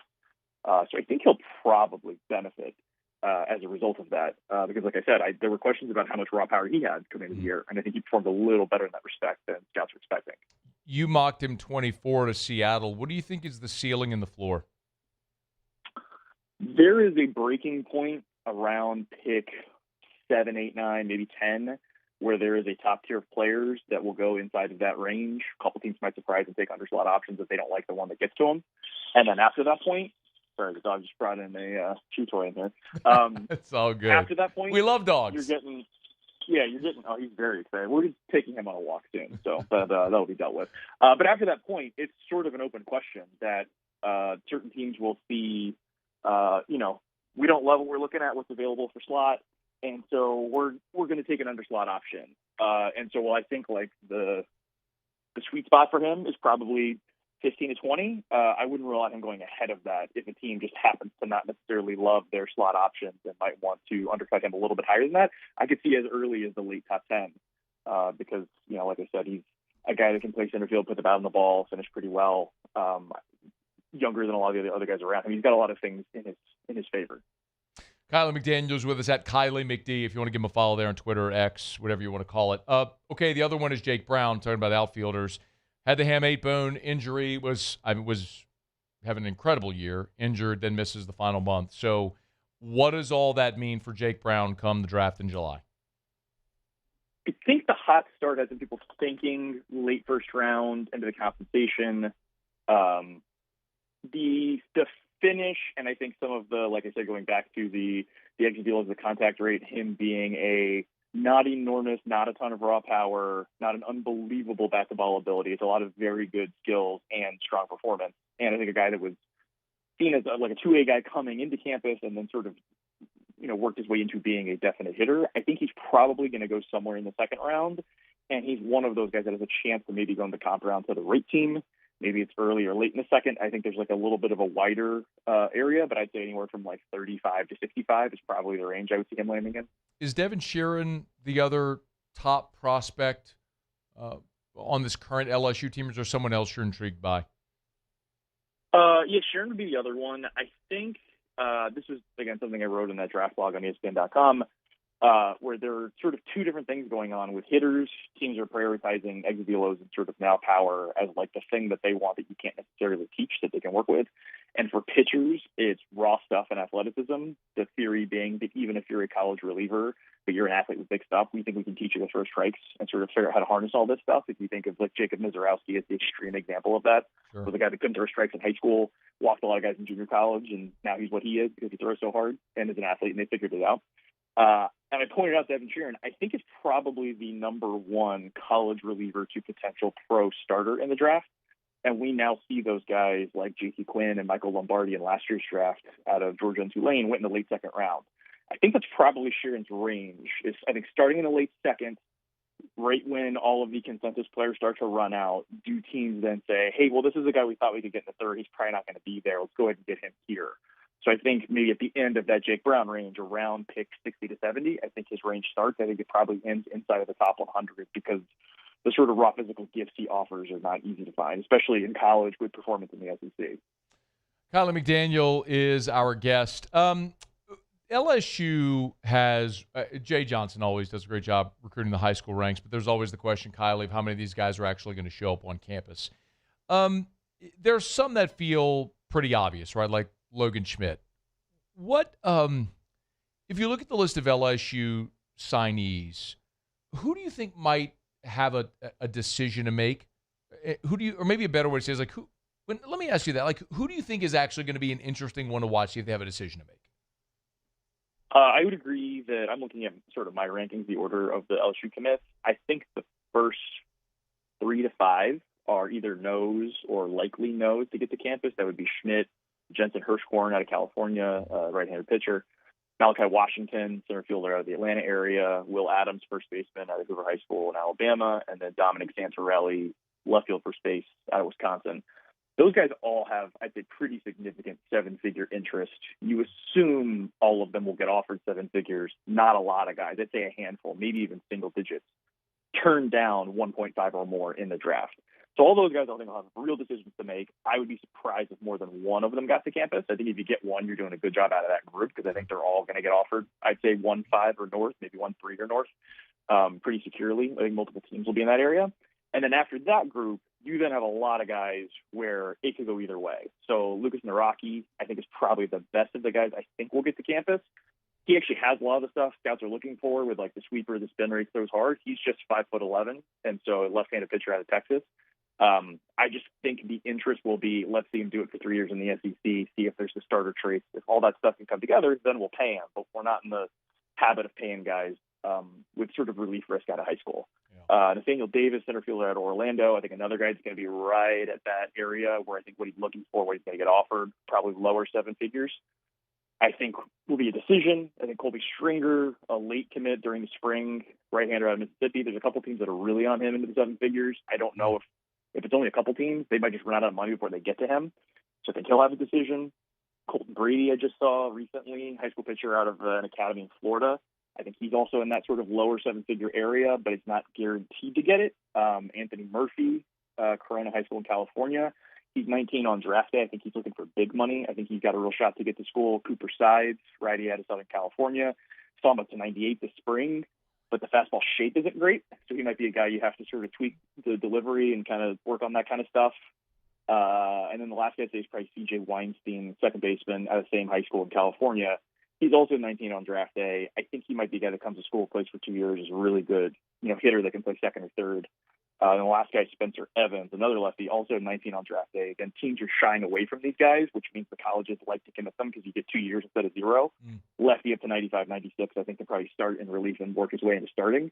So, like I said, after those first 5 guys, you're hoping to get one, and then I would think you're probably going to get the majority, maybe 75% of those other guys I just said, and that's a lot of guys. Yeah. And I can see that that level of quality you're looking for in the commit has to be, as a freshman, are they going to be as good as a sort of second-tier portal guy that would be the replacement for them? I think those guys are all talented enough, and like I said, largely 19 on draft day at bigger schools in very competitive areas of the country. I can see what Jay was doing here, and I think they're going to get a nice chunk of this group on campus. Music to Jay Johnson's ears. He's Kiley McDaniel. Before you go, we talked about 4 current LSU Tigers. Anybody else on the roster that you're looking at as an intriguing draftable prospect? Oh yeah, I mean, if I'm doing all of the high schoolers of all the different classes, I'm also doing all the college guys. Casey Evans is a big guy for next year. Looks like a first rounder. How good his breaking ball is going to be will dictate if it's top or bottom half of the first round. For the 27 draft, also William Schmidt. If he can start, put up a bunch of innings, bunch of strikeouts, I think he also could be a first rounder, probably more second round right now. And then in the 28 class, would be the freshmen, Omar Cerna, Marcos Paz, Mason Braun, maybe Reagan Ricken.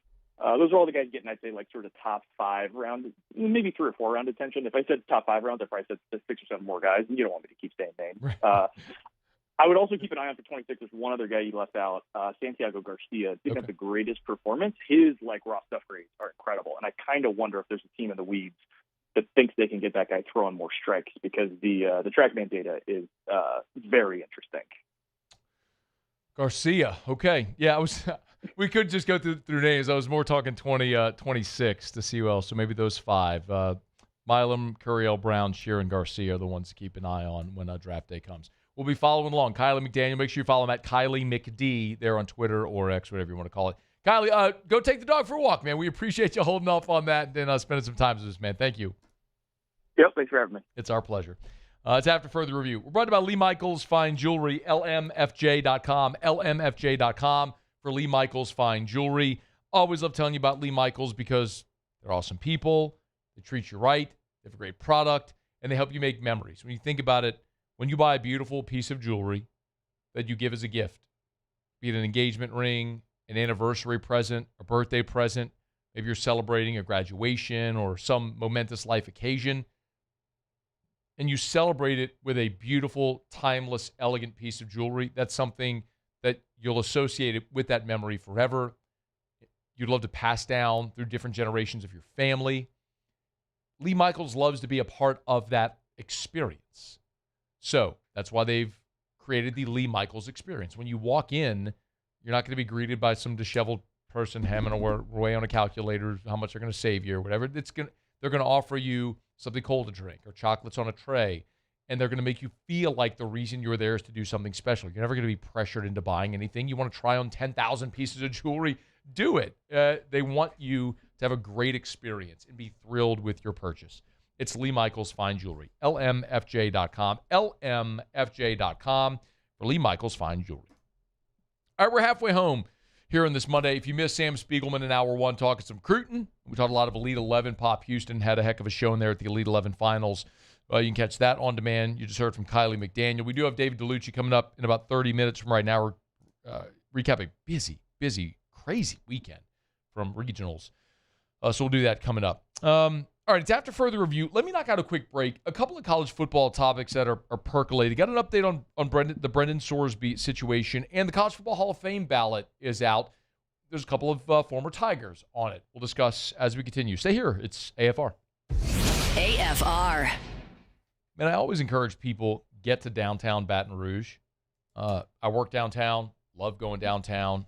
And Watermark Baton Rouge is downtown as well. Watermark is Baton Rouge's premier hotel property. Not just me saying it. You've said it as well. Voted by you the best hotel in the best of 225. It is the picture of luxury. It is a true luxury hotel, and it is awesome. If you're coming in town if you're starting to plan those LSU football game day weekends, it's not too early. Don't let it get too late to book your rooms for those key LSU football weekends if you're going to be coming in town. And it's so great when you stay downtown. You stay at Watermark, it's so easy to shoot right down Nicholson into campus and then get back to your hotel as well. And Watermark is walking distance from everything in downtown Baton Rouge. You got the Gregory and Milford's on 3rd, 2 dining options right there inside of Watermark Baton Rouge. Great place to hold any type of event. Make sure you check them out downtown. It's Watermark Baton Rouge. Investing in a new roof doesn't have to be overwhelming. At Pelican Roofing, we offer 0 interest for 21 months because everyone deserves a safe, secure home. Trusted, local, affordable. Pelican Roofing, making quality roofing affordable for South Louisiana families.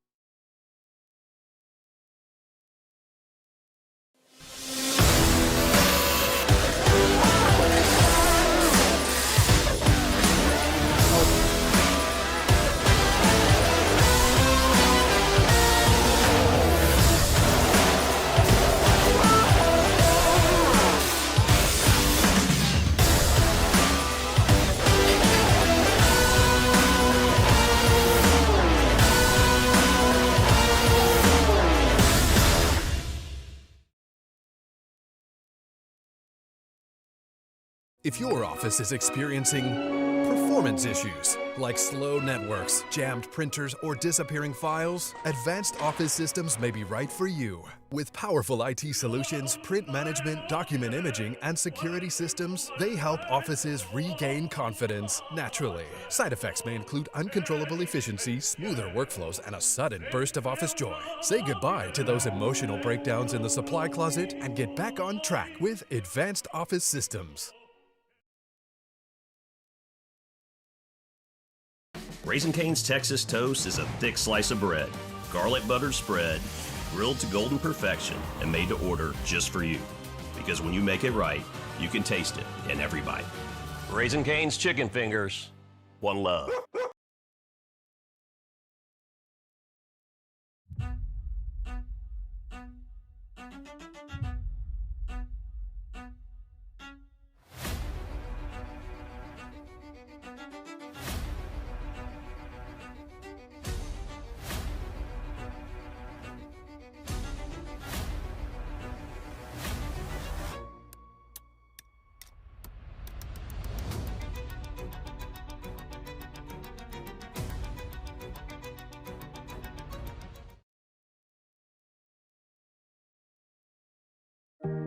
Who bears the standard? Who sets the bar? It's not those satisfied by low-hanging fruit or by taking it easy. No, the standard is set by the best of us, by those who work hard. Dig deeper. Give more. At Sunshine, we're proud to provide John Deere products that work hard for you, the standard bearers. Find the dealer nearest you at sunequip.com.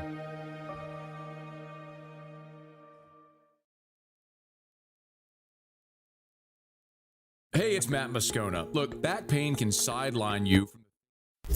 After further review, presented by Relief Windows. Windows, doors, siding, and oh, we do shutters too. Always a big shout out to Brandon Holly and the gang over at Relief Windows, man. Been yelling about Relief Windows for more than a decade. They're the best. Windows, doors, siding, shutters, and shades. Relief Windows and reliefwindows.com. I'm going to get you an update on Brendan Sorsby, that situation here in just a quick second. Attorneys for both sides talking. There was a court hearing today. We'll get to that in a second. Mike Leach is on the College Football Hall of Fame ballot for the first time, which is cool to see. Of course, posthumously, Leach died in December of 2022, so a little more than 3 years ago. He was 61. We know had complications from a heart condition, and he died very, very abruptly. And this became kind of a talking point because Leach, his career winning percentage was .596. He was 158 and 107. And the threshold for election to the College Football Hall of Fame was 600. You had to win 60% of your games. So he was just a tick below that. And so in 2025, the National Football Foundation, which oversees the Hall of Fame, they adjusted the winning percentage from 600 to 595, really with the intention of making someone like Mike Leach eligible for induction. Now, the reason we talked about this a year ago when they adjusted the winning percentage was because that also affects someone like Les Miles, who was a Hall of Fame shoo-in as a national champion, played in 2 national championships, won 2 SEC titles, played for a third, had the winning percentage. Well, after Miles's career was over and LSU was sanctioned as part of the Title IX investigation, and then the booster situation happened with Vidal Alexander's dad and all that sort of stuff, they, with forfeiture of some of those games, it dropped Miles below the threshold. So on field, he clearly reached that number and should be a no doubt Hall of Famer. But with the forfeiture of the wins, it dropped him below. Now with the adjustment, he's back eligible again, and one day, no doubt, will and should be in the College Football Hall of Fame. I know it's Miles is interesting because there are LSU fans who criticize Les for a lot of the things that warrant criticism, the stubbornness with the offense and so on. What is undeniable is Les in the hardest conference in America in the same division as the greatest coach ever, won at a clip like nobody else did. Won a championship, played for another, won 2 SEC titles, played for a third, and he's one of the most idiosyncratic characters the sport has quite literally ever seen, from the high hat and eating grass and all that sort of stuff. So Mike Leach is going to get elected, and I think should. So too should Les Miles, and his day will come, and we'll look forward to celebrating that when it happens. Now, Les is not on the ballot this year. Leach, however, is on the ballot. So we'll see if, in fact, Leach gets elected. Cam Newton also is on the ballot this year, along with RG3, a couple of Heisman winners. A.J. Hawk, Melvin Gordon on the list. Former Tigers Alan Faneca, Patrick Peterson are on the list as well, and guys who no doubt at some point in their life will be elected. It's interesting. There are 80 players, nine coaches from the FBS, and 99 players, 39 coaches from other NCAA or NAIA divisions. So it's a large, robust list, and it's very hard to get elected because you have so many worthy people that are on the list every single year. So we'll keep an eye on this. We'll see what may happen with the coaches. Everyone's going to keep an eye on Mike Leach, and eventually Les Miles will have his day as well. All right, it's After Further Review. We're glad you're with us. We're brought to you by Arco Power Systems, ARCCO, arco.com, arco.com. Yoterio was in here on Friday, and I mentioned this to him live on air, didn't even realize it, but I say all the time, what happens to your business if the power goes out? Like, we've all been through power outages during storms at our home. And Ida was it for me. When Ida hit, we didn't have power for 2 weeks. I was like, that's it. We're getting a generator at our house. We did. What about your business? Like, what happens to your business if the power goes out for a day, 2 days, 3 days, a week, 2 weeks, 3, whatever? Well, you can't just stop. You have to have an option, just like you would for your home. Well, Arco is industrial Generac generator power that's for your business. Your business, your commercial building, your industrial facility, schools, churches, literally any type of business or commercial building. Power goes out. What do you do for reliable backup energy? Arco, ARCCO, arco.com, arco.com, arco.com for Arco Power Systems. The NCAA and Texas Tech quarterback Brendan Sorsby's attorneys are having it out in court. There was an advancement late Friday, and a hearing on Sorsby's request for an injunction was scheduled for today, Monday, in Lubbock. Here was Pete Thamel. Well, the latest news, Matt, is there likely won't be a ruling today. The judge asked for a little more information. We'll have a ruling by June 15th, probably in the upcoming days. But what we had basically was a 2-hour hearing with your basic back and forth arguments from both lawyers. Brendan Sorsby was not present at this. The NCAA's case could simply put be the Goodwill Hunting case. You hit a cop, you're going to jail. They said Brendan Sorsby bet on his own team, violated NCAA Rule 10.3. You should not play college football anymore. That is permanent ineligibility. Arguing in defense of Sorsby was Jeffrey Kessler, who has a very good record arguing against the NCAA. And Kessler's argument was much different. He basically said all precedent in NCAA gambling cases should be thrown out because there hasn't been a case quite like Brendan Sorsby. Brendan Sorsby has a gambling addiction. He went and sought treatment at a facility. He spent 35 days in an inpatient rehab center. He brought up the NCAA's own rules as a strong part of his argument. He said the NCAA handbook says to put student-athlete welfare first, and he argues the NCAA did not do that. You can put student-athlete welfare first in getting Brendan Sorsby all the help he needs for his addiction. Gambling addiction. And not play, because you don't get to play football or college sports if you bet on sports. It's black and white. It's a rule. It's a precedent set. The NCAA wrote their attorneys that granting the injunction would have, quote, broad-ranging and destabilizing ramifications. It would effectively sanction sports gambling by the most vulnerable student-athletes. Those suffering from a gambling addiction could continue to bet knowing they could follow the plaintiff's lead and rush to court if caught. It's true. This would be a devastating precedent if Sorsby is allowed to play. I do not believe for a millisecond that he has a gambling addiction. I think that is stupid.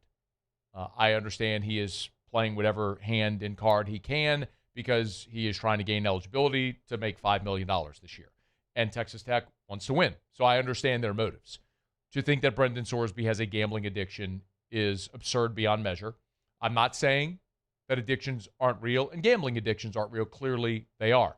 I do not believe that's the case here because this only became a thing once he got caught. And by the way, they also have dated back to 2024 when Cincinnati, wait, I'll tell you the exact date.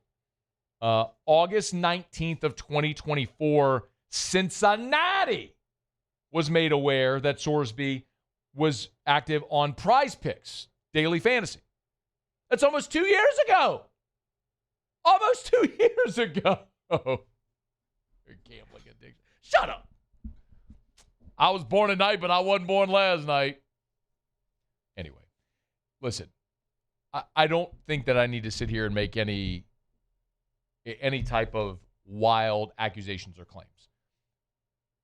Any rational human can understand why athletes betting on sports is not a good idea. It's why there's a black and white rule in every league that you can't bet on sports.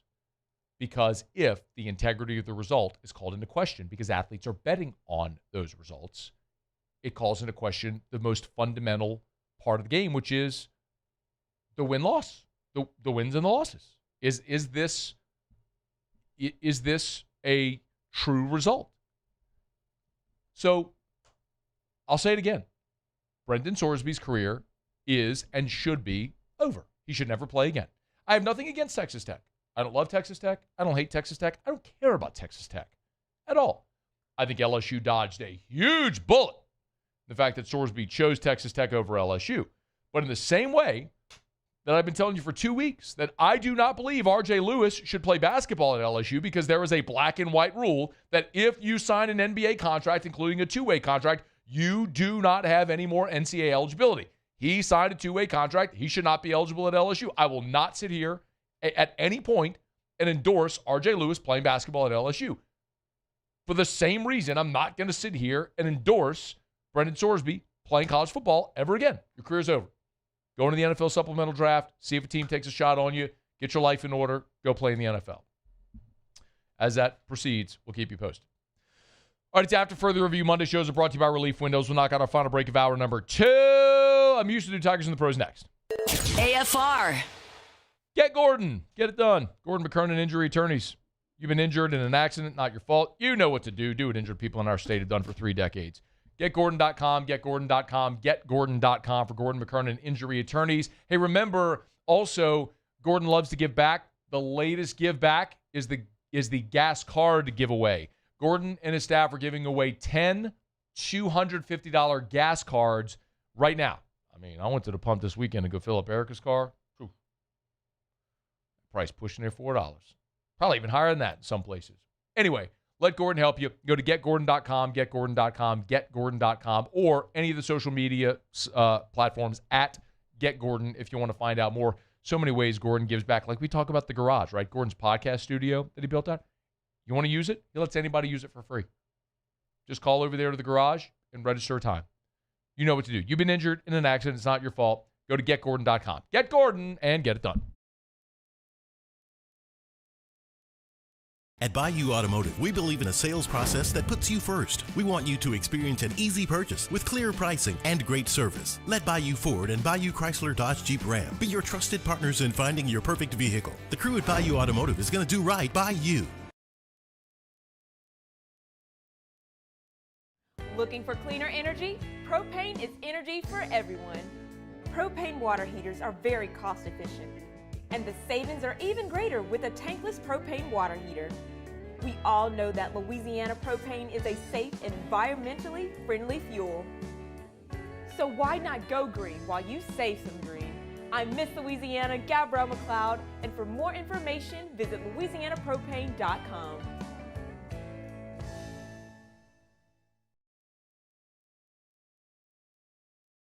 If your office is experiencing performance performance issues like slow networks, jammed printers, or disappearing files, Advanced Office Systems may be right for you. With powerful IT solutions, print management, document imaging, and security systems, they help offices regain confidence naturally. Side effects may include uncontrollable efficiency, smoother workflows, and a sudden burst of office joy. Say goodbye to those emotional breakdowns in the supply closet and get back on track with Advanced Office Systems. Gulf Coast Bank and Trust is giving our customers the power to bank anywhere, anytime during this challenging event. And we're right there with you. Our mobile banking app is a smart way to manage your money and time. Gulf Coast Bank and Trust, the bank that cares about you. As a business owner, you're always focused on how you can improve the bottom line. Well, when was the last time you shopped your insurance coverage? Insurance Network of Louisiana can help. If you're a business owner, let my friends at Insurance Network of Louisiana see if they can find you better coverage for less money. They always offer exceptional customer service and partner with only the best providers. So check them out online today at lainsurance.net. We typically think of stress as being bad for us. At Our Lady of the Lake and LSU, we are researching how certain types of stress, such as exercise, can be good for our immune health. By studying people under extreme stress, such as athletes, astronauts, service members, and first responders, we're learning how to improve the immune health of everyone. That's the power of research. That's the impact of champions. Together, we roar.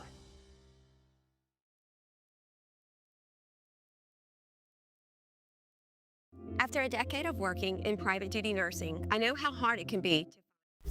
After further review, presented by Relief Windows.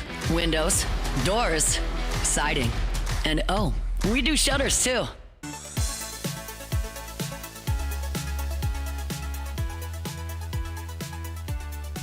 Georgia Tech's leading Oklahoma top 8, 7-5, regional championship. The number 1 overall seed has been eliminated, UCLA. The new betting favorite to win the College World Series, North Carolina. Take your shirt off, wave it around like a helicopter. Did I do it right? Do you even know that song? I do. That's Petey Pablo, Raise Up. I do know that song. It's you, Muse. And you did do it right. How about that? You didn't, I mean, you left the shirt on. I did. But, yeah, I mean, but you the words were correct. Absolutely. Good song, man. North Carolina's 4-1 to win the national championship. Georgia Tech, just playing for its life right now, but winning in the top of the 8th, is next at plus 420, followed by Texas plus 550. Georgia's sitting there at 6-1, Auburn 7-1, Mississippi State 7-1, Florida 12-1, A&M 20-1, West Virginia 22-1, Bama, Ole Miss, Kansas, Oregon. Oh, Florida State, that ain't no good. Yeah, they gone. They gone. Can't bet on them no more. This was this morning. How about Arkansas? How about Little Rock at 300-1? Take it. I mean, take a flyer. Why not? I need to get Chris Curry. I need to get Chris Curry back on the show. That's yeah. I need to do that. If you missed it, Chris Curry, who's the head coach at Little Rock, texted me last week. Hadn't talked to him in a year. Just randomly texted me while I was in Arizona after the brackets had been revealed. And we basically texted back and forth. You know, he was just saying about how great it was being in Baton Rouge last year and hopes the people here would adopt their team. And tell you what, dog, you don't want Little Rock popping up in your region. I mean, swept through that thing. Swept I think he's probably going to be in line for a hefty upgrade next year somewhere. We'll see where that'll be. Muse, Tigers in the pros. Tigers in the pros. They still bleed purple and gold. They're just really rich now. You've probably seen it by now, but if you haven't, Odell Beckham Jr. is back in the NFL, and he is back. No. And he is back with the New York Giants, the team that drafted him 12th overall out of LSU. 33 years old, Beckham was out of football a year ago, but now returns to where it all started. He ended his time in New York as the Giants' second leading receiver in franchise history. We'll see if he can build on that. He obviously won't break the record, but if he makes the team, he can build on his standing in second place. Cam Sanders is back in the show. Got some relief outing for the Steelers, for the Pirates, NFL on the mind, on Sunday. Shutout inning of relief with a punch-out. Alex Bregman went yard. 5th homer of the season. Came in the second inning. It was the only run the Cubs scored. 1 for 4 for Bregman. He's having a good year. The Cubbies, not so much. And then WNBA action over the weekend. Anissa Morrow, another double-double for the former Tiger. 17 and 14. She leads the WNBA in that category. And the Suns got the win 84-81 over LA. That's Tigers in the pros. The Suns, huh? The Sun. I see, this is just, too many similar teams. Don't look into the Sun, or you'll need to go see Dr. Blake Williamson at the Williamson Eye Center. Hey. Better yet, just call the Williamson Eye Center to schedule that consultation. 924-2020, 924-2020. You want to see 2020 without contacts or glasses, call 924-2020. Or look, maybe you're stuck on those glasses or contacts. You need your prescription upgraded, updated. You need to go have your annual eye exam because you should always have your annual eye exam. My buddy, Dr. Blake Williamson, will take great care of you. Locations all over Greater Baton Rouge, WilliamsonEye.com. Williamson, EYE.com. All right, hour 3, David Dellucci talking some regional baseball coming up after SportsCenter. AFR.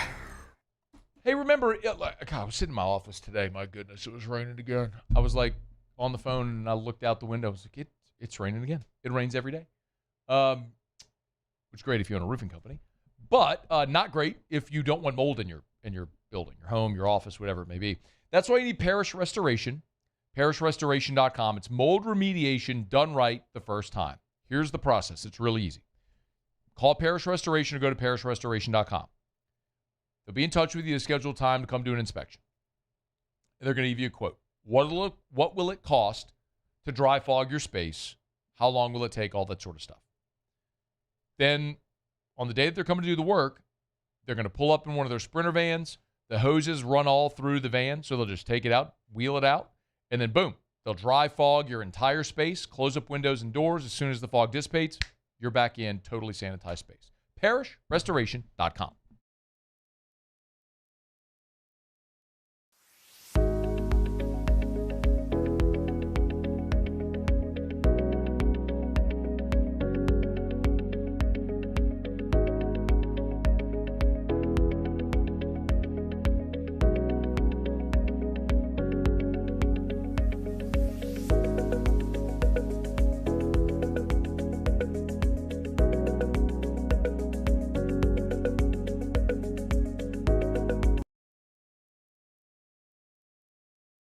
Transform your living space with Lacoste & Young Remodeling and take your home from outdated to outstanding. Redefine your kitchen for the ultimate culinary experience or elevate your daily routine with a spa-worthy bathroom retreat. Our skilled team brings 3D modeling to life to ensure your vision becomes a reality. We believe luxury should be accessible and offer tailored solutions to fit your budget without compromising quality. So contact us today for a free estimate. Lacoste & Young Remodeling, providing perfect solutions for your dream home. Hey, it's Matt Moscona. Look, back pain can sideline you from the things you love. That's why I trust Dr. Kevin McCarthy and the team at the Spine Center of Louisiana. Dr. McCarthy doesn't just treat symptoms. He gets to the root of the problem. From advanced injection therapy to minimally invasive surgery, they've got the expertise to get you back in the game. With 5 locations across Louisiana, including right here in Baton Rouge, quality care is close to home. Call the Spine Center of Louisiana or visit spinela.com and tell them Matt sent you.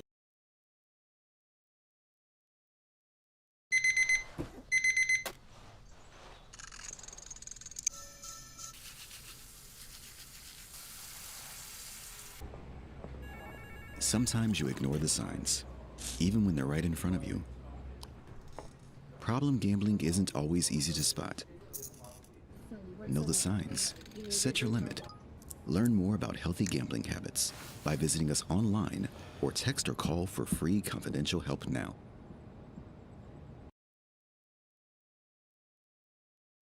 Hi, this is Beth Serena. Welcome to my pool.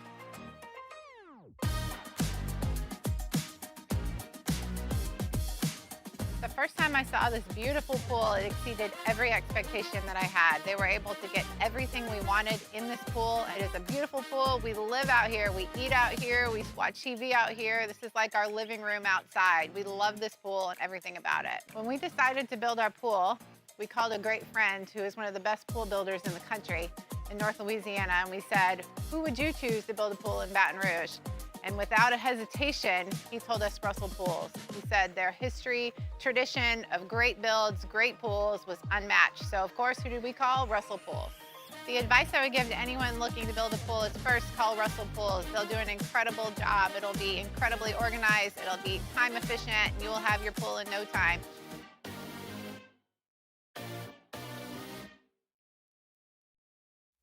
This is SportsCenter. I'm Nick Dellucci. Some wheeling and dealing in the NFL after an offseason of speculation. The Patriots and Eagles coming together and agreeing to a trade sending star wide receiver A.J. Brown to New England. The Patriots will send a 2028 first-round pick and a 2027 fifth-rounder to Philly. By waiting until today, the Eagles split Brown's $40 million cap charge between this year and next. The big deal of the day, the Browns dealing two-time Defensive Player of the Year Myles Garrett to the Rams for two-time Pro Bowl pass rusher Jared Verse, a first-round pick in 2027, second-rounder in 28, and a third-rounder in 29. Garrett coming off a season where he won his second Defensive Player of the Year award and set the NFL's all-time single-season sack record. DraftKings moving the Rams from 8-1 to 13-2 in odds to win the Super Bowl. While quarterback Russell Wilson is finalizing a deal to become a CBS Sports analyst, had entertained an offer to back up Geno Smith with the Jets. ESPN Radio is presented by Progressive Insurance. Progressive can help you protect your home, auto, boat, motorcycle, ATV, and RV, and more. And if something wasn't mentioned that you had in mind, find out if it can be covered at Progressive.com or 1-800-PROGRESSIVE, because it probably can be. Matt Moscona. I'm very important. After further review. Say it one more time. After further review with Matt Moscona. And here we go. Live from the Raising Cane studio. Let's rock!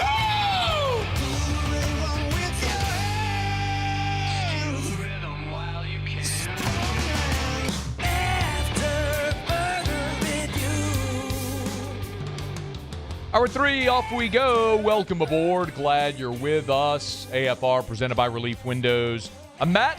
Hey, Will. Hey, bud. Paul O'Neill. They're chanting Paul O'Neill's name. Muso. And Mr. Toby Tom Blake.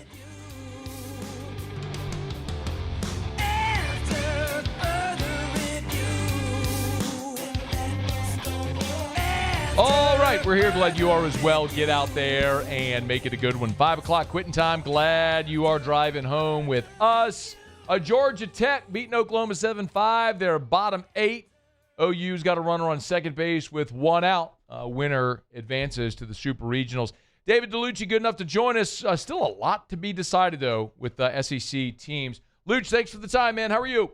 I'm doing great, man. Sitting in the studio right now watching some baseball. That's all we've been doing the last 3 days. So late nights, but that's what we get this time of year. God, speaking of late nights, what about Auburn last night? I mean, how do you bounce back? Either of those teams today in a winner-take-all regional game when that game didn't start till after 10 o'clock.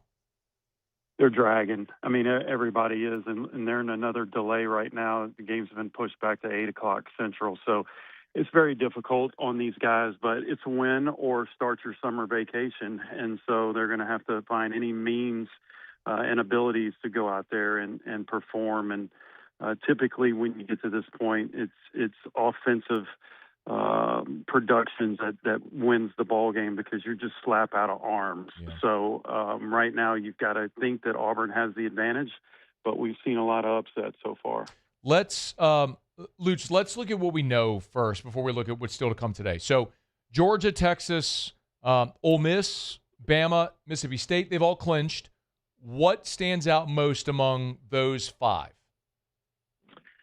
Well, I think that the the supers that I'm looking most forward to right now is the Georgia State.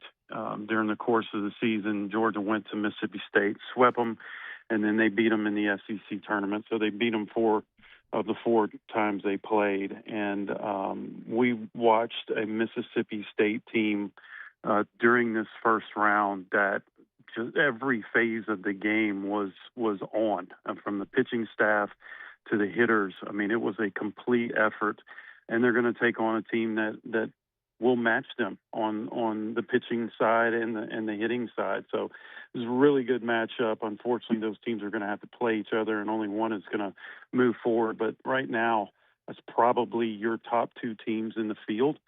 And then, Ole Miss went through a very difficult regional 14-inning game that was postponed, delayed, everything you could imagine, and dug deep in their pitching staff to pull that one out as well. So another team that had to run the gauntlet to get to where they are.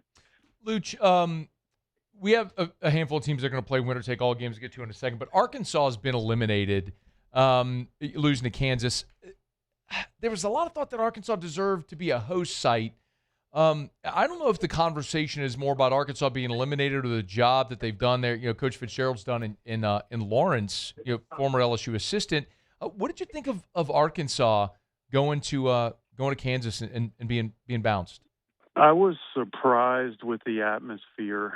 It was way more intense than I had expected. I got to tip my cap to the fan base. It was incredible. And I think that's what ultimately won the series for the Kansas Jayhawks. Arkansas is a very good team. They dealt with injuries throughout the course of the year. And Hunter Dietz, their ace, took a line drive off his shin in the SEC tournament. So he was a little banged up, threw a tremendous game. But after him, there was question marks in the starting rotation, and it kind of showed itself out there. It's a good team. They won 17 conference games. They beat some really good teams in the SEC tournament, went all the way to the championship ball game, beat Texas. We would have thought that their resume was enough to get a host, and unfortunately they just had another team that was more deserving, and the home field advantage came through, and I hate it for an SEC team not to be there, but Kansas was a very, very deserving team after what we saw. David Dellucci is with us, SEC Network. Make sure you're locked in there. Luch told us he's in studios. Busy day of baseball as we're watching right now with Georgia Tech and Oklahoma. Looks like Tech, they score that run, Luch? 7-6 right now. Oklahoma's got runners on first and second. So, this is going to be another nail-biter. I mean, look, we're watching it right now over here, and they're out of pitching, and this is where these guys are going to have to dig deep and just go out there and compete. This is what you grew up wanting to do, and now they have that opportunity. Yeah. Luch, there was a few SEC teams that had a chance to clinch, and Florida, Kentucky, Texas A&M clinch and couldn't do it. Now they're in winner-take-all games. Let's talk about each of those, maybe with some keys. Or let's start with the next game up, which is 5 o'clock. Actually, about to get underway if it's not already. But Florida and Troy. Yeah, I mean, when you look at just stats alone, Florida has a much deeper pitching staff and a much more potent offense. When you get to this point of the season, it's not only or not always the best team, it's the hottest team, and Troy is on fire. They play with a lot of motivation, and it's a capable offense that can score some runs and take advantage of miscues. So I thought Florida has been in this situation plenty times before. They've got the experience behind them, and I don't think that Troy is deep enough to keep them below 10 runs tonight. I think Florida wears them out. What about Kentucky playing in Morgantown against West Virginia? I would never want to play Kentucky on a one-game winner-takes-all because you never know what you're going to get. You may get some base stealing and craziness on the base pass, or you may get some home runs hit. Kentucky had an opportunity to seal that thing last night. I think it came down to 2 outs in the ninth, and West Virginia scored 5 runs to take it. And what I would be concerned with is how Kentucky is going to handle that loss, and knowing that they could have advanced last night, but they got to play this. They're out of pitching. totally out of pitching. So this game is up for grabs for both sides. Yeah, and then A&M got waxed by USC, and now it's forced a winner take all. That's scheduled for an 8 o'clock Central Time first pitch on ESPN2. What do you think about the Aggies hosting USC? Yeah, I think the Aggies, who came in averaging 9 runs a game, I think they have the advantage there. USC has what I always thought was one of the best pitchers in the country, and he's not available. So once again, the offense that A&M has at their place with their fan base, Gavin Grahovac hit a home run last night. Caden Sorrell is on fire. Too many guys in that lineup to hold back. So I think another SEC team moves forward. All right, Luce, before you go, I think maybe the two biggest storylines in the entire weekend had nothing to do with the SEC. The number 1 seed, UCLA, doesn't make it out of its regional. And then how about those pesky Little Rock Trojans? LSU got to see a dose of that a year ago, and they go win their regional this weekend. Thought on UCLA being bounced and Little Rock advancing? Yeah, it's just incredible because UCLA was flirting with disaster the whole regional. I mean, Virginia Tech almost beat them, and it's crazy. Wire to wire, number 1 from preseason all the way now, and they get bounced. Unbelievable. A lot of people are still scratching their head. And then Little Rock, just what a great story, man. We saw them come in the Baton Rouge Regional last year and won their first ever NCAA game, and then this year they are going to the Super Regional for the first time. So can't say enough about Coach Chris Curry. I know him personally. He's a tremendous man, and he gets his players to believe in themselves and each other. And some really good stories, man. St. John's along in there. Just awesome all the way. Baseball is as competitive as it's ever been right now. Really great to see, man. Luch, I know you got another long night ahead. We appreciate you for taking the call and taking a few minutes, man. Thanks as always. Enjoy the baseball.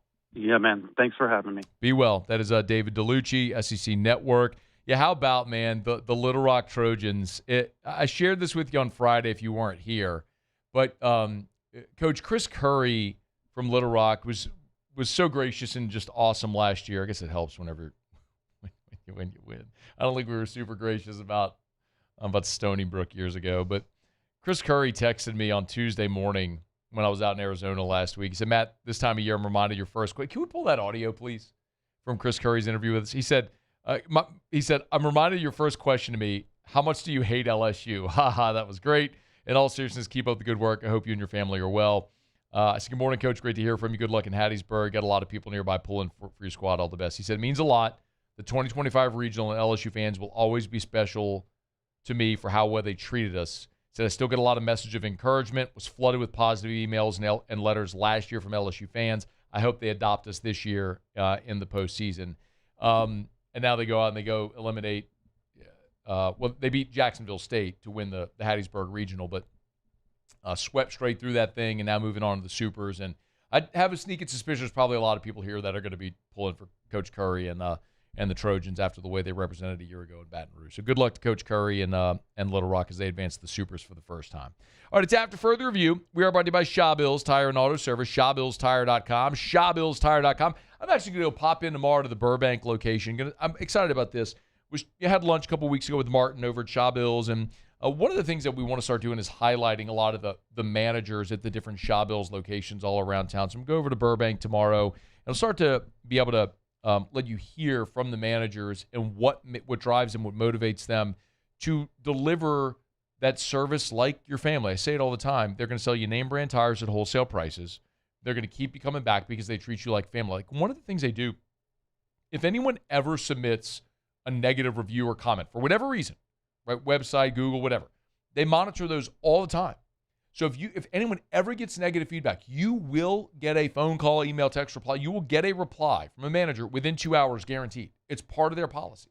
They just want to make sure that they are constantly evolving and doing everything through their processes to make sure you have an incredible customer service experience at Shaw Bills. You don't hear that every day from a tire store or mechanic, do you? Well, you do if you go to Shaw Bills. ShawBillsTire.com, ShawBillsTire.com. Shaw Bills, we keep you rolling. All right, glad you're rolling along with us here, y'all. 5 o'clock hour of a Monday edition of AFR presented by Relief Windows. Pete Golding gave an interview to Chris Lowe over at ESPN. And got a little Pinocchio syndrome going on there. Just like with Trinidad Chambliss. It's funny how narratives and stories change as things move along. I'll tell you what he said, and I might be telling a little fib. We'll get all to that as we continue. It's AFR. After further review. GLO, glowresources.com, glowresources.com. Complete employer solutions. That's Glow Resources. If you're hiring, need to find the best people, let Glow Resources help. That's what they do. They conduct roughly 50 interviews a day, some 15,000 interviews over the course of the year to help you find the right people for whatever job you're trying to fill. And, by the way, now they can put their own skills to work because at Glow Resources, they're hiring. If you want a competitive opportunity, a fast hiring process, and multiple industries and positions available, Glow Resources wants to talk to you. So check them out online at glowresources.com, glowresources.com. You go to glowresources.com/careers is where you can find that website if you want to go to work for the place that helps people find work, Glow Resources. Again, home base is Baton Rouge, but they help people and companies all over the country, place people in jobs all over the world. GLO, glowresources.com. ED, low T, or simply seeking to optimize your health and performance? Goodwood Men's Sexual Wellness offers a range of discreet services to address your specific needs. We empower men to reclaim their health and confidence. Visit yourgoodwood.com. At Bayou Automotive, we believe in a sales process that puts you first. We want you to experience an easy purchase with clear pricing and great service. Let Bayou Ford and Bayou Chrysler Dodge Jeep Ram be your trusted partners in finding your perfect vehicle. The crew at Bayou Automotive is going to do right by you.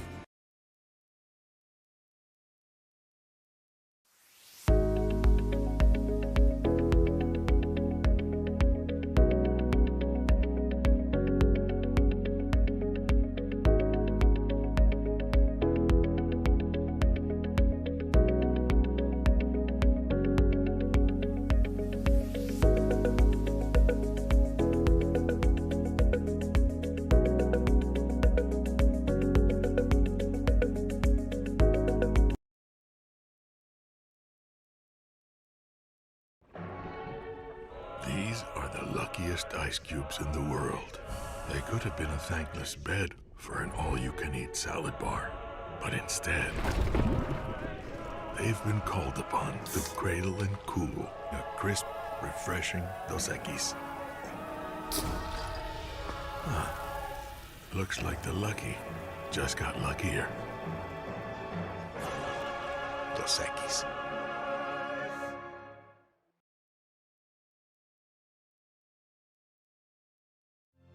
My father, J.B. Falgu, had a vision of growth for First American Bank and the communities we serve. The bank's foundation was built on his legacy of compassion, loyalty, and dedication. Through his years of leadership, First American has prospered to heights even J.B. could not have imagined. I know my father would be extremely proud of the customer service and financial stability that First American provides to Southeast Louisiana. We continue to thrive because of the legacy of J.B. Falgu.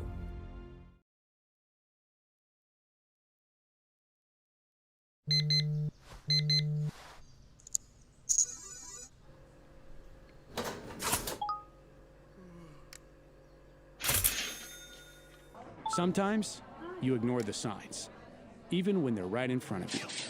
Problem gambling isn't always easy to spot. Know the signs, set your limit. Learn more about healthy gambling habits by visiting us online or text or call for free, confidential help now.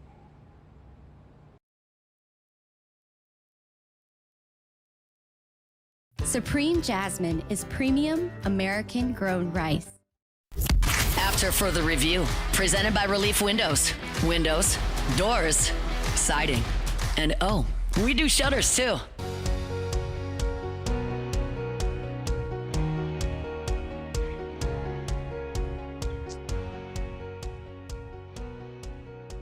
I'm glad you're rolling along with us here in hour number 3, a Monday edition of AFR, presented by Relief Windows.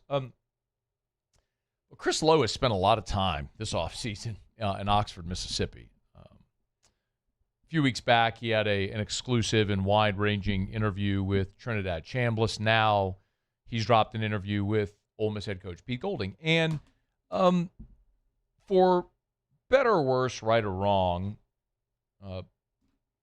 LSU and Ole Miss are, this season anyway, and maybe for the foreseeable future, going to be synonymous. Everyone is going to be looking at both jobs, both situations, both programs, and comparing. Some LSU went through with Alabama during the Saban years. It was really interesting reading through this. I will certainly credit Chris Lowe with this. He, in the piece, wrote long-form quotes from Pete Golding. It's not like he took snippets or extracts. I mean, there are long-form quotes. For example, some of this is about how Lane Kiffin left. Some of it's about Golding's decision to stay at Ole Miss, all that stuff. But just for example, I'm quoting Pete Golding. No, I'm sorry. This was Keith Carter, the AD, who said this, and then the Golding quote. Carter said, quote, "At the end of the day, if you wanted to go to LSU, that's fine. Go to LSU, but leave us alone. But because you don't get what you wanted, being able to coach the playoff, don't try to burn us down on the way out and then continue to try to burn us down behind the scenes." That was the most frustrating part and the most disappointing part of the way it all ended. So Golding says, and this is the long-form quote, right? He said, quote, "I still get probably 10 texts a day from Lane. A lot of the same screenshots everybody else does and everything else. When it first occurred as leaving for LSU, there wasn't any bad blood. That's a great job. But then some things occurred throughout the process, and we didn't talk for a little bit. Finally, I was like, hey, man, look, there's a professional side of this, and then there's the personal side of this. From a personal standpoint, I had to get some things off my chest, the way how things went down, and I did." And he says the chief issues were how people at Ole Miss were impacted. Goes on. This is the long quote. This is Golding. "I could have written a book on how it was going to happen. I knew it was going to occur. I know that side of him really well. And we complimented each other, I felt like, when we were both here. So I get there's a competitive part of the job, and you do what you need to do, and that's the environment we're in. I get that type of stuff. But my issue with Lane was what he did to the other people around him, the position they were put in, and the perception of what it was. I just told him, I'm not going to sit here and tell you I can respect that, because I don't. I can understand the competitive part, but not the rest of it with the players and the other people in this building. I think there was a part of it that he doesn't want this place to have success, because then Lane Kiffin wouldn't have anything to do with it, right? I'm not saying he wishes anything bad upon us. I just think there's a competitive part of everybody when they leave a certain place. Very few people, in my opinion, that truly want what's best for the place when they leave for another job. They want to be able to pat themselves on the back and say, hey, I was the reason for that. I knew that was always going to be the case with this one and Lane. Just like if you leave a defensive coordinator job, go take another one and get 40 points scored on you, then you suck. To paraphrase what he's saying, is Lane tried to burn the whole thing down so Ole Miss stinks and everyone would say, see, the reason they were good was because of Lane Kiffin. And if they continue to be good, they're going to say, well, it wasn't because of Lane Kiffin, which is not actually true, because there's always a lingering effect of someone who left who built success. There were a lot of people here for years who credited the early success Les Miles had with, he did it with Nick Saban's roster, right? Or Nick Saban's players, I'm using air quotes. Now, I always think in any transition, you have to give that coach that's there a degree of credit for whatever they do with those players, how they put it together, whatever. So if Pete Golding has success, sure, the foundation was built by Lane Kiffin, but it's still on Pete Golding to have success this year at Ole Miss. This is the part that I'm going to look at and call a little bit of Pinocchio. So Keith Carter in this interview is talking, and he's relaying a conversation that he had with Pete Golding. So this is Keith Carter talking, and he's about Pete Golding. He says, quote, he's like, I'm not going to LSU, so whatever you need me to do, I'm going to do it. He even told me that if I didn't want to keep him as head coach or interim coach, and that if I hired a new coach that didn't want to keep him as defensive coordinator, that he wasn't leaving Oxford. he said he would go sell insurance for State Farm. That made me very comfortable that he wanted to be here. Okay. First of all, I'm going to continue because Golding replied to that. First of all, I would like to remind you that Keith Carter is the same guy who said Lane Kiffin told him he didn't want to leave and believed it all the way throughout the process, that he was torn when I, and many, knew Lane Kiffin was leaving far before it was ever announced. So I think Keith Carter is probably a very good man. I think he's a weak leader and is a little gullible. Just my outside looking in viewpoint of this. This is the point where Golding told On3 he never considered going with Kiffin to LSU. Quote, "That's not why I came here," Golding said. This had been going on for 2 years, whether Lane was going to leave, even the Florida talk the year before. I was like, hey, bro, I love you, but don't get it twisted. I didn't come here for you. Okay. I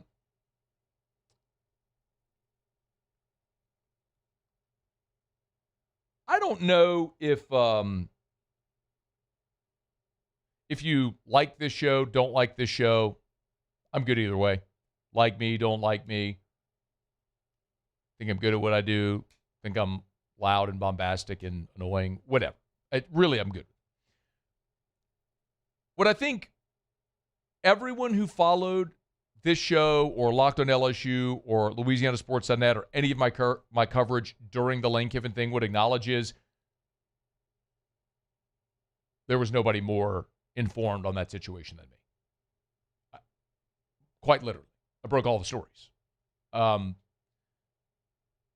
I was more plugged in to all sides of that than anybody. And I'm telling you that there was a point in the process before Lane Kiffin had formally accepted the job when he was telling staff members that he was coming to Baton Rouge and asking his staff members if they would come with him, that Pete Golding, and again, he'll never admit this, and I'm certainly not going to reveal sources of information that tell me things in confidence and off the record.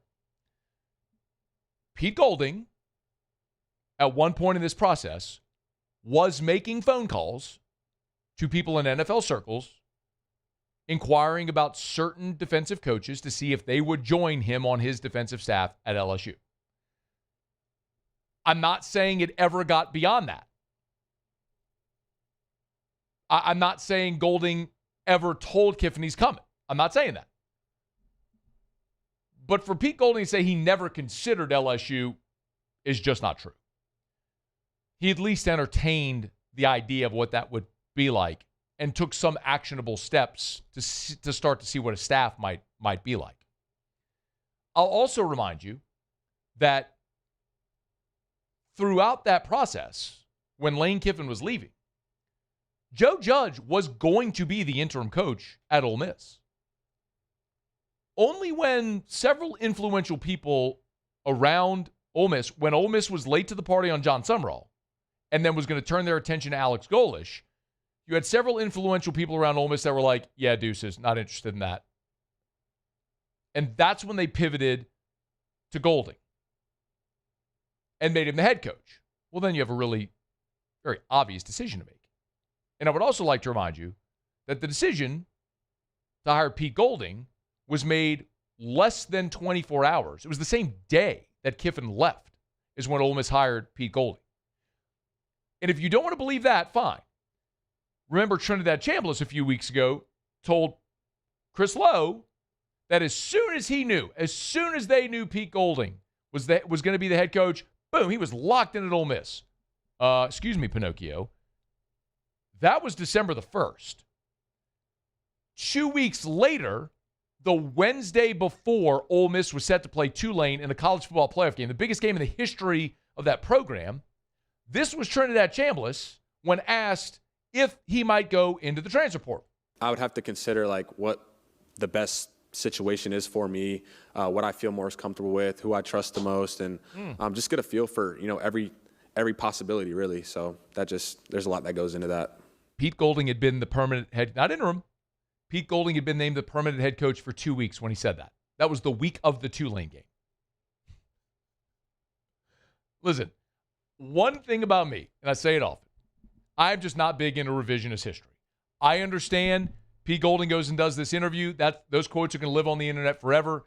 10 years from now, 20 years from now, people will go Google Pete Golding, Ole Miss, Lane Kiffin search. Those quotes will pop up. And that'll be part of the record that people will reference. I am going to make sure, to whatever degree I can, people understand what actually happened in those situations. It may not matter a lick to you or to me or to LSU fans or even Ole Miss fans. They're going to go play games and things will happen and we'll move on and life will go on and it's not that big a deal. But there's a part of me that's like, in the moment, I'm going to call BS.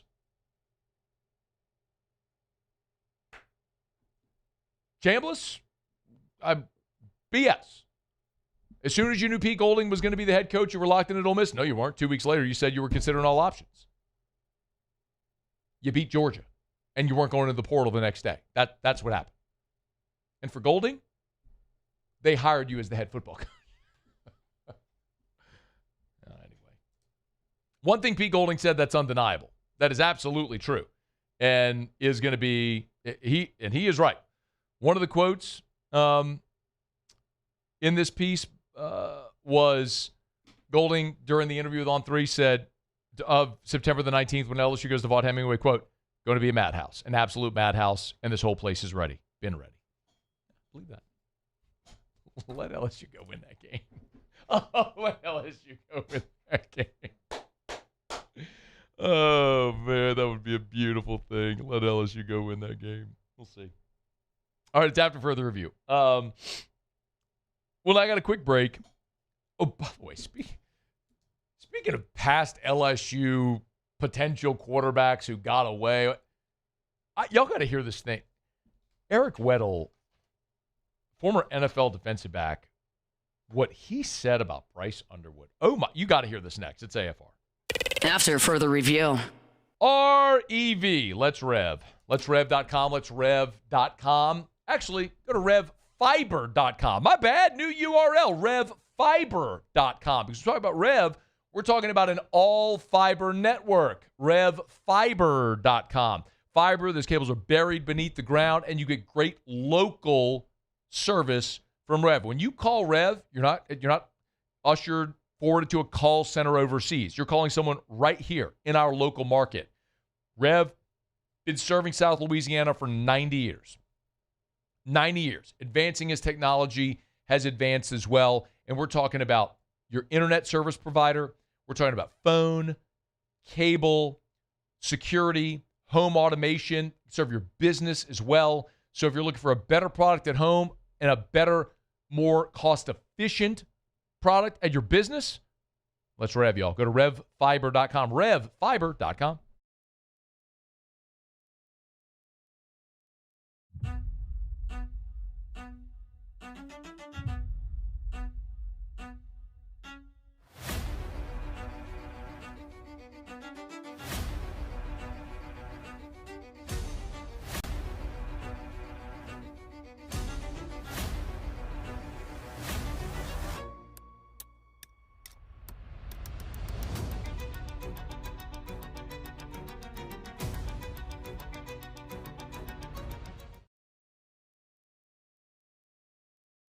Jordan Faber here with some exciting news. Faber Automotive has officially arrived. We're proud to introduce your new hometown dealership, Faber Chevrolet GMC. That means more inventory, better deals, and the same great local team. Now backed by the trusted Faber family name. Whether you're shopping or servicing, you'll feel the difference from day one. Allow us the opportunity to earn your business. Fabry Chevrolet GMC. Visit us in St. Francisville or online at FabryChevrolet.com. When it comes to industrial construction, River Parish contractors can do it all.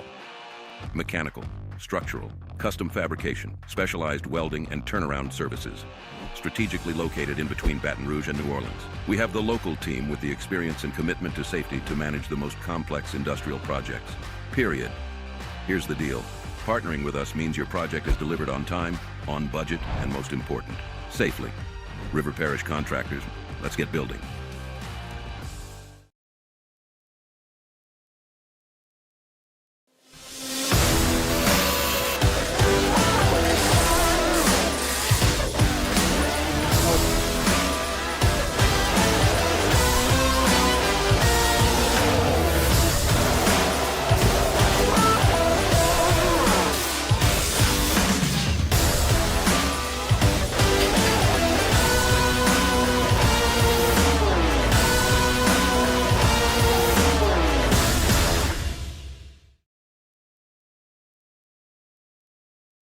Today, we are shaping tomorrow. We are researching how extreme stress impacts the immune system, from trauma victims to athletes and even astronauts.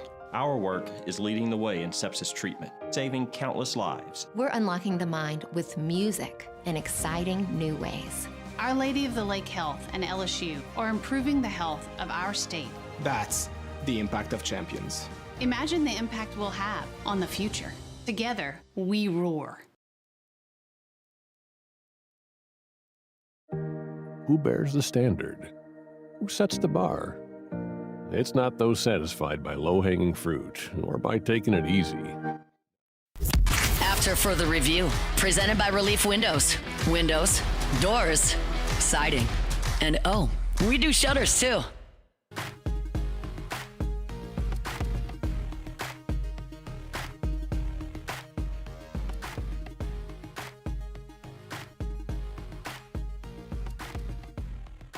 We had Sam Spiegelman here in hour one. If you missed it, go catch that on demand. Sam, national recruiting analyst for Rivals. And we talked about the Elite 11, and Pop Houston was over there competing in the Elite 11 finals. Well, it continues to be a really big recruiting. June is a massive recruiting month. You have official visits, you have camps and all that stuff starting. We had the Elite 11 this weekend, and you also this weekend had 6 official visits on campus, including 4 5-stars who were on campus, which is kind of amazing that they had that collection of talent this weekend on campus. But and it's continued. Shea Dixon, who'll be with us tomorrow, we'll look forward to that as he is every Tuesday, is reporting that Mitchell Turner is taking a midweek official visit right now at LSU. He arrived on Monday. So Mitchell Turner is a 4-star defensive lineman. He's out of Louisville, Mississippi. He is nationally, he's 6'1.5", 285. Nationally, he's the ranked 59th, regardless of position. He's the 6th best defensive tackle in the country, the number 2 player in the state of Mississippi. He's ranked as high as number 40 nationally by Rivals. So another big-time interior defensive line prospect who's on campus right now going through an official visit at LSU, on the heels of what they had this weekend with 2 elite-level defensive linemen, a couple of 5-stars, and Jalen Brewster and Abraham Cisse. I'm going to be so interested to see how this class settles for LSU, and particularly because Lane has the reputation as the portal king, right? And I know we've played this clip for you a good bit, but it's so relevant because this is Lane Kiffin during spring talking about how they evaluate the high school prospects because of this era and how they balance guys, how they're going to invest money because guys don't necessarily have to stay. I challenge our guys to make sure we evaluate who they are really, really well. Who is the player as they're coming out of high school? What is their mindset? How competitive are they? Because what's going to happen is most likely it's not going to go like they want in the first year. And then get into your analytics of, okay, well, if they're going to, or you're going to pay them, and then they're going to leave after year one, then what did you really get out of them from a business sense versus the money going somewhere else? So I really try to find that in tight ends, but in all of our players, okay, who really are they in nowadays setup that it is so that they are competitive enough that this is the place they want to be at? And are they going to stay through some adversity, which is what they need to play through too as a good player? So obviously character was always part of the evaluation, but I've moved it a lot higher now because of the ability to leave, where before you got the 17-year-old. Well, That's good. Thank you. That's good. So the point is, like, I think what you hear him saying there is, like, you got to choose who you're going to pay. If you're going to pay someone, they got to come in and play immediately because you're paying them. If they're going to come and sit, there's no point in paying them, especially because they can leave. So do you have guys that are going to stay? That's the real question that you have to answer. And so look at the 5 commits that LSU has. So I'm fascinated to see where they are going to invest their funds, their resources. Well, Ahmad Hudson, 2027, you're very likely losing Trey'Dez Green. Boom. He's a plug-and-play day-one impact guy at tight end. Jaden Bryant. Look, you're going to lose Uman Mielen and Ross after this coming season. And so, Ross could come back. But Jaden Bryant, 5-star edge rusher, day one, boom, plug and play. Defensive lineman, by the way. Pop Houston's a quarterback. Braylon Calais, who's going to play receiver, is out of Cecilia. Amari Stevens, a 4-star wide receiver. Again, receiver. Look at the positions. It's only 5 guys. And I don't know that we're going to see a class get to 25 or 30 signees for this class because it's very likely, it's more likely when you look at Kiffin's history that they're going to invest in the portal and guys that have experience that can help you immediately. So when I look at the high school positions and the value, who are they going to invest in? Well, look at this weekend. You had 5-star interior defensive lineman, 5-star edge rusher. Now you've got the number 4 defensive line prospect in the country on campus right now, Mitchell Turner. What does that tell you? Like, they're going to spend on freshman defensive linemen that they think can make an impact. Look at this year. Lamar Brown, Richard Anderson, Deuce Geralds. Where are they putting financial resources in the freshman class? Defensive line. Where are they not putting it? Offensive line. Financial resources. They're going to the portal for that. Look, Mark Matthews is a 5-star offensive tackle out of Lauderdale. Took a visit to LSU not long ago. He committed to A&M. Like, LSU doesn't have any offensive linemen committed. It's the Lance Hurd scenario. They're not going to pay Mark Matthews, even a 5-star offensive lineman, to come on campus and sit year one or play and struggle. They would rather go sign Jordan Seaton. And I'm not saying it's right or wrong or good or bad. It's just we're all learning how this staff is going to construct a roster. And I don't think they're looking for a high school lineman necessarily, that, especially tackles. Now, we're talking a ton about Albert Simeon from Sam Houston in Lake Charles. They love him. And could he be a day one plug-and-play guard? Maybe. But there's going to be a price that they're willing to pay for, and that's it. We talked about it as well. Look at Joshua Dobson. Joshua Dobson is a 5-star, the number 1 corner in America. Well, do you want to pay Joshua Dobson what it's going to cost to get him to campus? When in 27, Pickett's going to be a junior, Woodland come back for his senior year. You might still have Jakeem Jackson hanging around. Haven Finney will be a year older. Aiden Andy coming off injury. Like, that's a crowded room and no clear path to the field. You want to pay that guy right away, or let someone else pay in their freshman year and then maybe get them after year 1 or 2 in the portal. It's just, you can see the path they're taking, and this is most interesting, like what happened this weekend, and then also with Mitchell Turner coming for a midweek official visit. It shows you where, like, what position groups they're clearly willing to invest their financial resources and guys they think can step on the field immediately and play at positions of need where they can contribute as freshmen. It's fascinating to see how they're building all this thing together. All right, it's after further review. We are brought to you by Parrish Construction and Roofing. Hey, great news. If you've heard us talk about fortified roofs, the Louisiana Department of Insurance today has opened up the next round for the lottery for fortified roofs. So last week, the governor and the LDI announced they're expanding the program. 3,000 more Louisiana homeowners will receive a grant up to $10,000 to install a fortified roof at your home. If you want to learn more, the link to the LDI website is at parishbuilt.com. So you go to parishbuilt.com, there's a bar at the top of the homepage, and it will take you directly to the Louisiana Department of Insurance website where you can learn about the fortified roofing program, how you can enter the lottery to get one of these grants, all the parishes that qualify, all the info is right there. It takes you directly to the LDI website. Again, you can go to the LDI website, but if you want a quick link, it's right at the top of the page at parishbuilt.com, parishbuilt.com. And we'd love to help you out.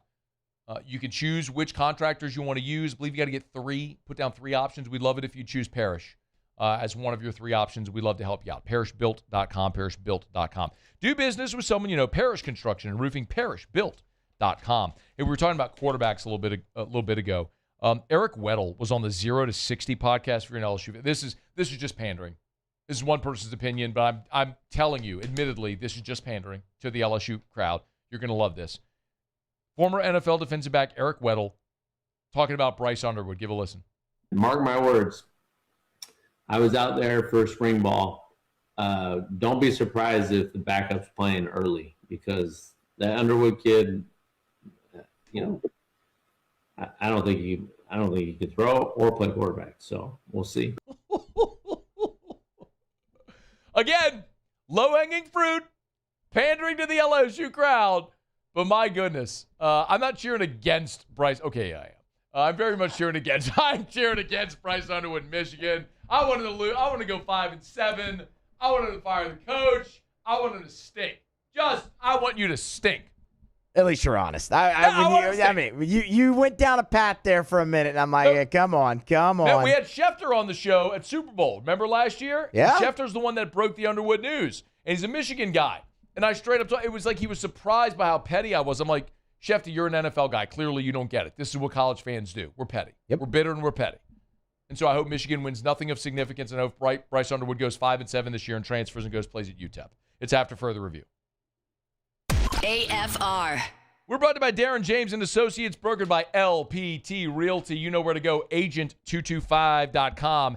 Agent225.com. Buying, selling, commercial, residential. Most user-friendly website in real estate is agent225.com, where I tell you often about the home value tool. If you've never used this before, good time. Like maybe this time of year as we move into the summer, you're getting transferred for work, kids are graduating school, maybe you're thinking about a move. How much is your home worth?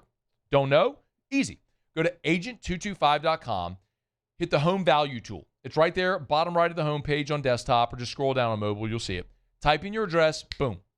It'll use local market data to spit out what your home is worth today. I mean, it's a good starting point there. Again, not like the national sites. It's use local market data to tell you what your home is worth.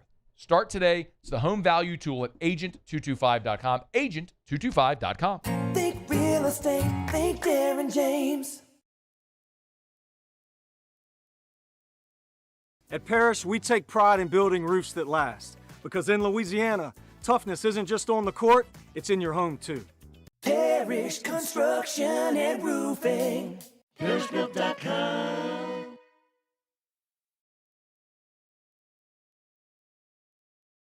At Bayou Automotive, we believe in a sales process that puts you first. We want you to experience an easy purchase with clear pricing and great service. Let Bayou Ford and Bayou Chrysler Dodge Jeep Ram be your trusted partners in finding your perfect vehicle. The crew at Bayou Automotive is going to do right by you.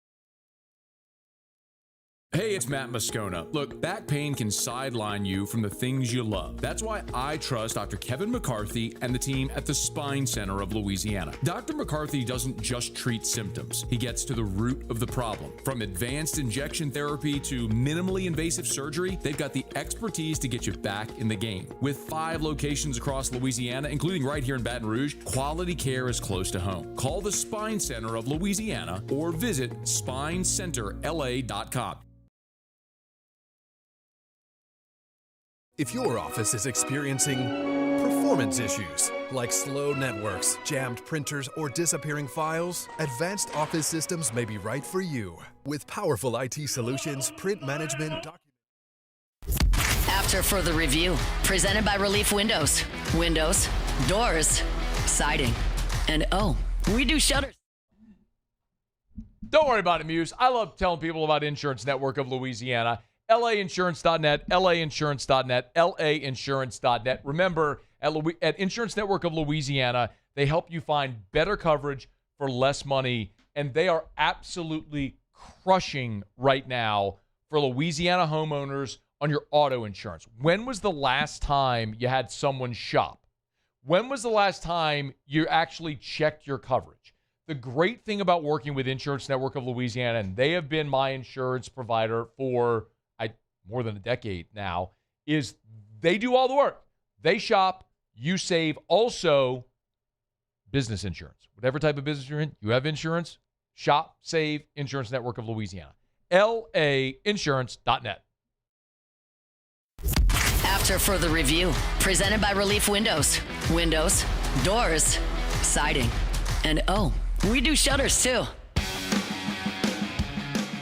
Down the stretch we come. Final segment here on this Monday edition of AFR presented by Relief Windows. One thing left to do. Let's find out what we're betting on tonight. It's time for Otter Locks. Otter Locks.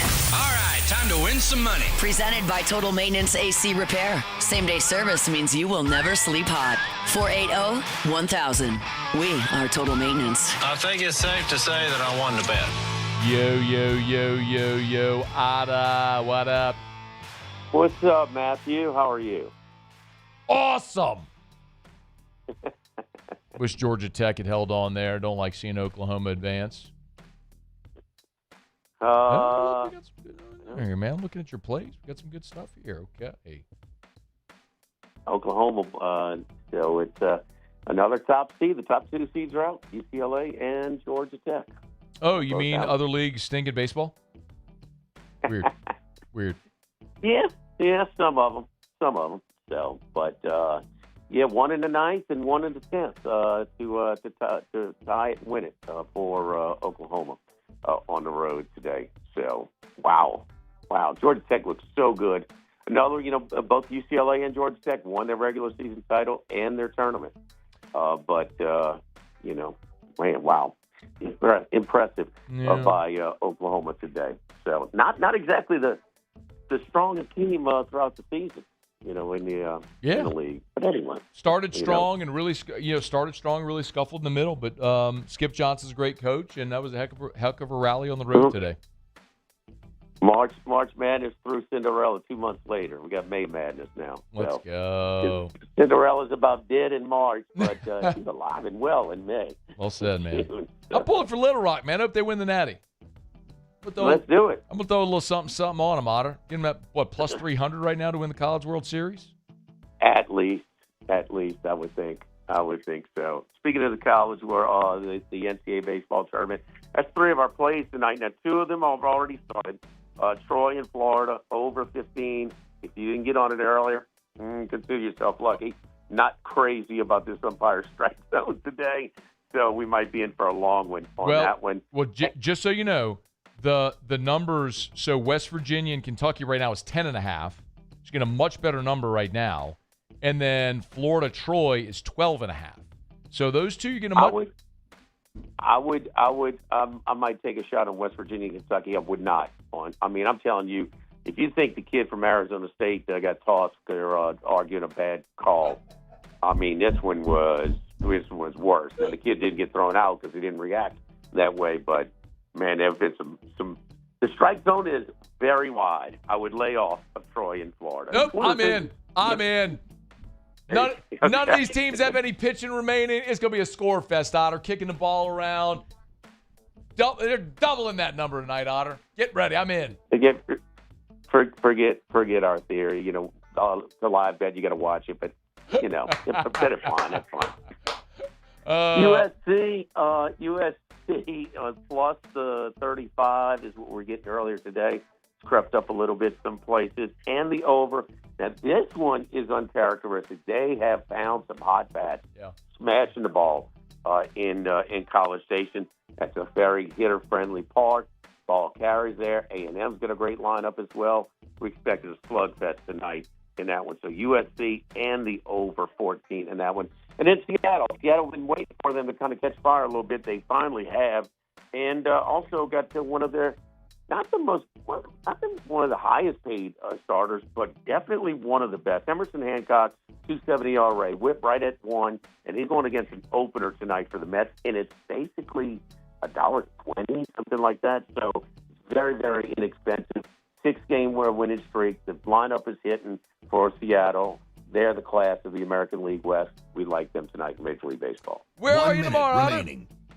We're at Mike Anderson's on the lead, just off of Nicholson. Very good, man. Good luck tonight. Thanks as always. All right, good luck. All right, man. That's Jimmy Ott. It's After Further Review. We're brought to you by South Point Volkswagen. SouthPointVW.com, new and certified pre-owned in Baton Rouge, and online at SouthPointVW.com. I had to go get a new TV for outside. Sometimes happens, we put a TV outside. It lasted 5 years. I had to go get a new TV, got a 75-inch for the outdoor kitchen. First world problems, I know. Eric brought Erica's Atlas. Boom. Slid right in the back. Telling you, man. Spacious 3-row 7-seater family SUV. Folded down that third seat. Right between the captain's chairs. Nothing to it. Easy. Tons of space. Easy ride. Style, feel, performance, and luxury without the cost. Check them out. South Point Volkswagen. SouthPointVW.com. Muse Pauly, thanks y'all. Have an awesome night. We'll see you tomorrow at 3. AFR. And, of course, tomorrow is Tuesday, which means Supper Club is back open, which means it's another opportunity for you to get by and sample the thing I tell you about all the time, the Chilean sea bass. An 8-ounce portion, marinated for 8 hours in a miso and citrus marinade. It's oven roasted and served on a bed of steamed bok choy. Sea bass is finished with a miso glaze. Shiitake mushrooms are blended in the glaze. It's garnished with scallions. Oh, my goodness, y'all. If you are not hungry right now, what's wrong with you? Get by Supper Club. Try the Chilean sea bass. Or find whatever your favorite dish will be. Your new favorite dish will be at Supper Club. Celebrating or just because. Get by Supper Club. Get your reservations at supperclubbtr.com. Supperclubbtr.com. If your office is experiencing performance issues like slow networks, jammed printers, or disappearing files, Advanced Office Systems may be right for you. With powerful IT solutions, print management, document imaging, and security systems, they help offices regain confidence naturally. Side effects may include uncontrollable efficiency, smoother workflows, and a sudden burst of office joy. Say goodbye to those emotional breakdowns in the supply closet and get back on track with Advanced Office Systems. Every ounce of Raising Cane's lemonade has been hand-squeezed that day from fresh lemons before being served over our signature crushed ice. Because when you make it right, you can taste it in every bite. Raising Cane's Chicken Fingers. One love. Transform your living space with Lacoste & Young Remodeling and take your home from outdated to outstanding. Redefine your kitchen for the ultimate culinary experience or elevate your daily routine with a spa-worthy bathroom retreat. Our skilled team brings 3D modeling to life to ensure your vision becomes a reality. We believe luxury should be accessible and offer tailored solutions to fit your budget without compromising quality. So contact us today for a free estimate. Lacoste & Young Remodeling, providing perfect solutions for your dream home.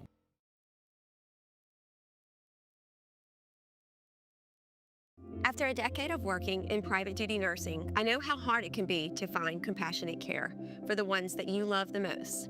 So I started Decision Critical, a premier concierge nursing agency, so we can take care of you wherever you are. Our highly skilled nurses provide exceptional care from the comfort of your own home with personalized packages for short-term, long-term, or even around-the-clock care. Visit us at decisioncriticalbr.com and give us a call today to get started.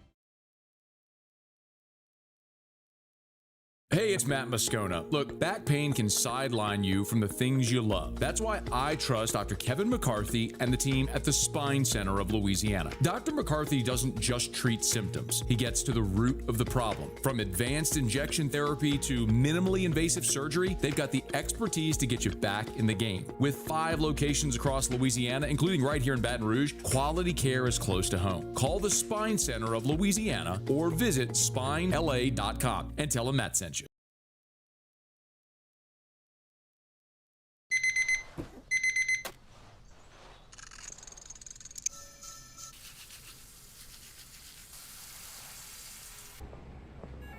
Sometimes you ignore the signs, even when they're right in front of you.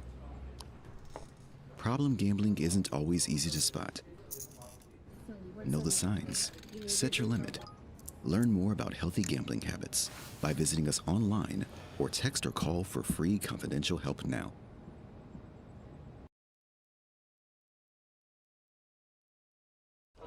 These ice cubes could have been a thankless bed for an all-you-can-eat salad bar. But instead, they cradle and cool the crisp, refreshing Dos Equis. Nicely done, ice cubes.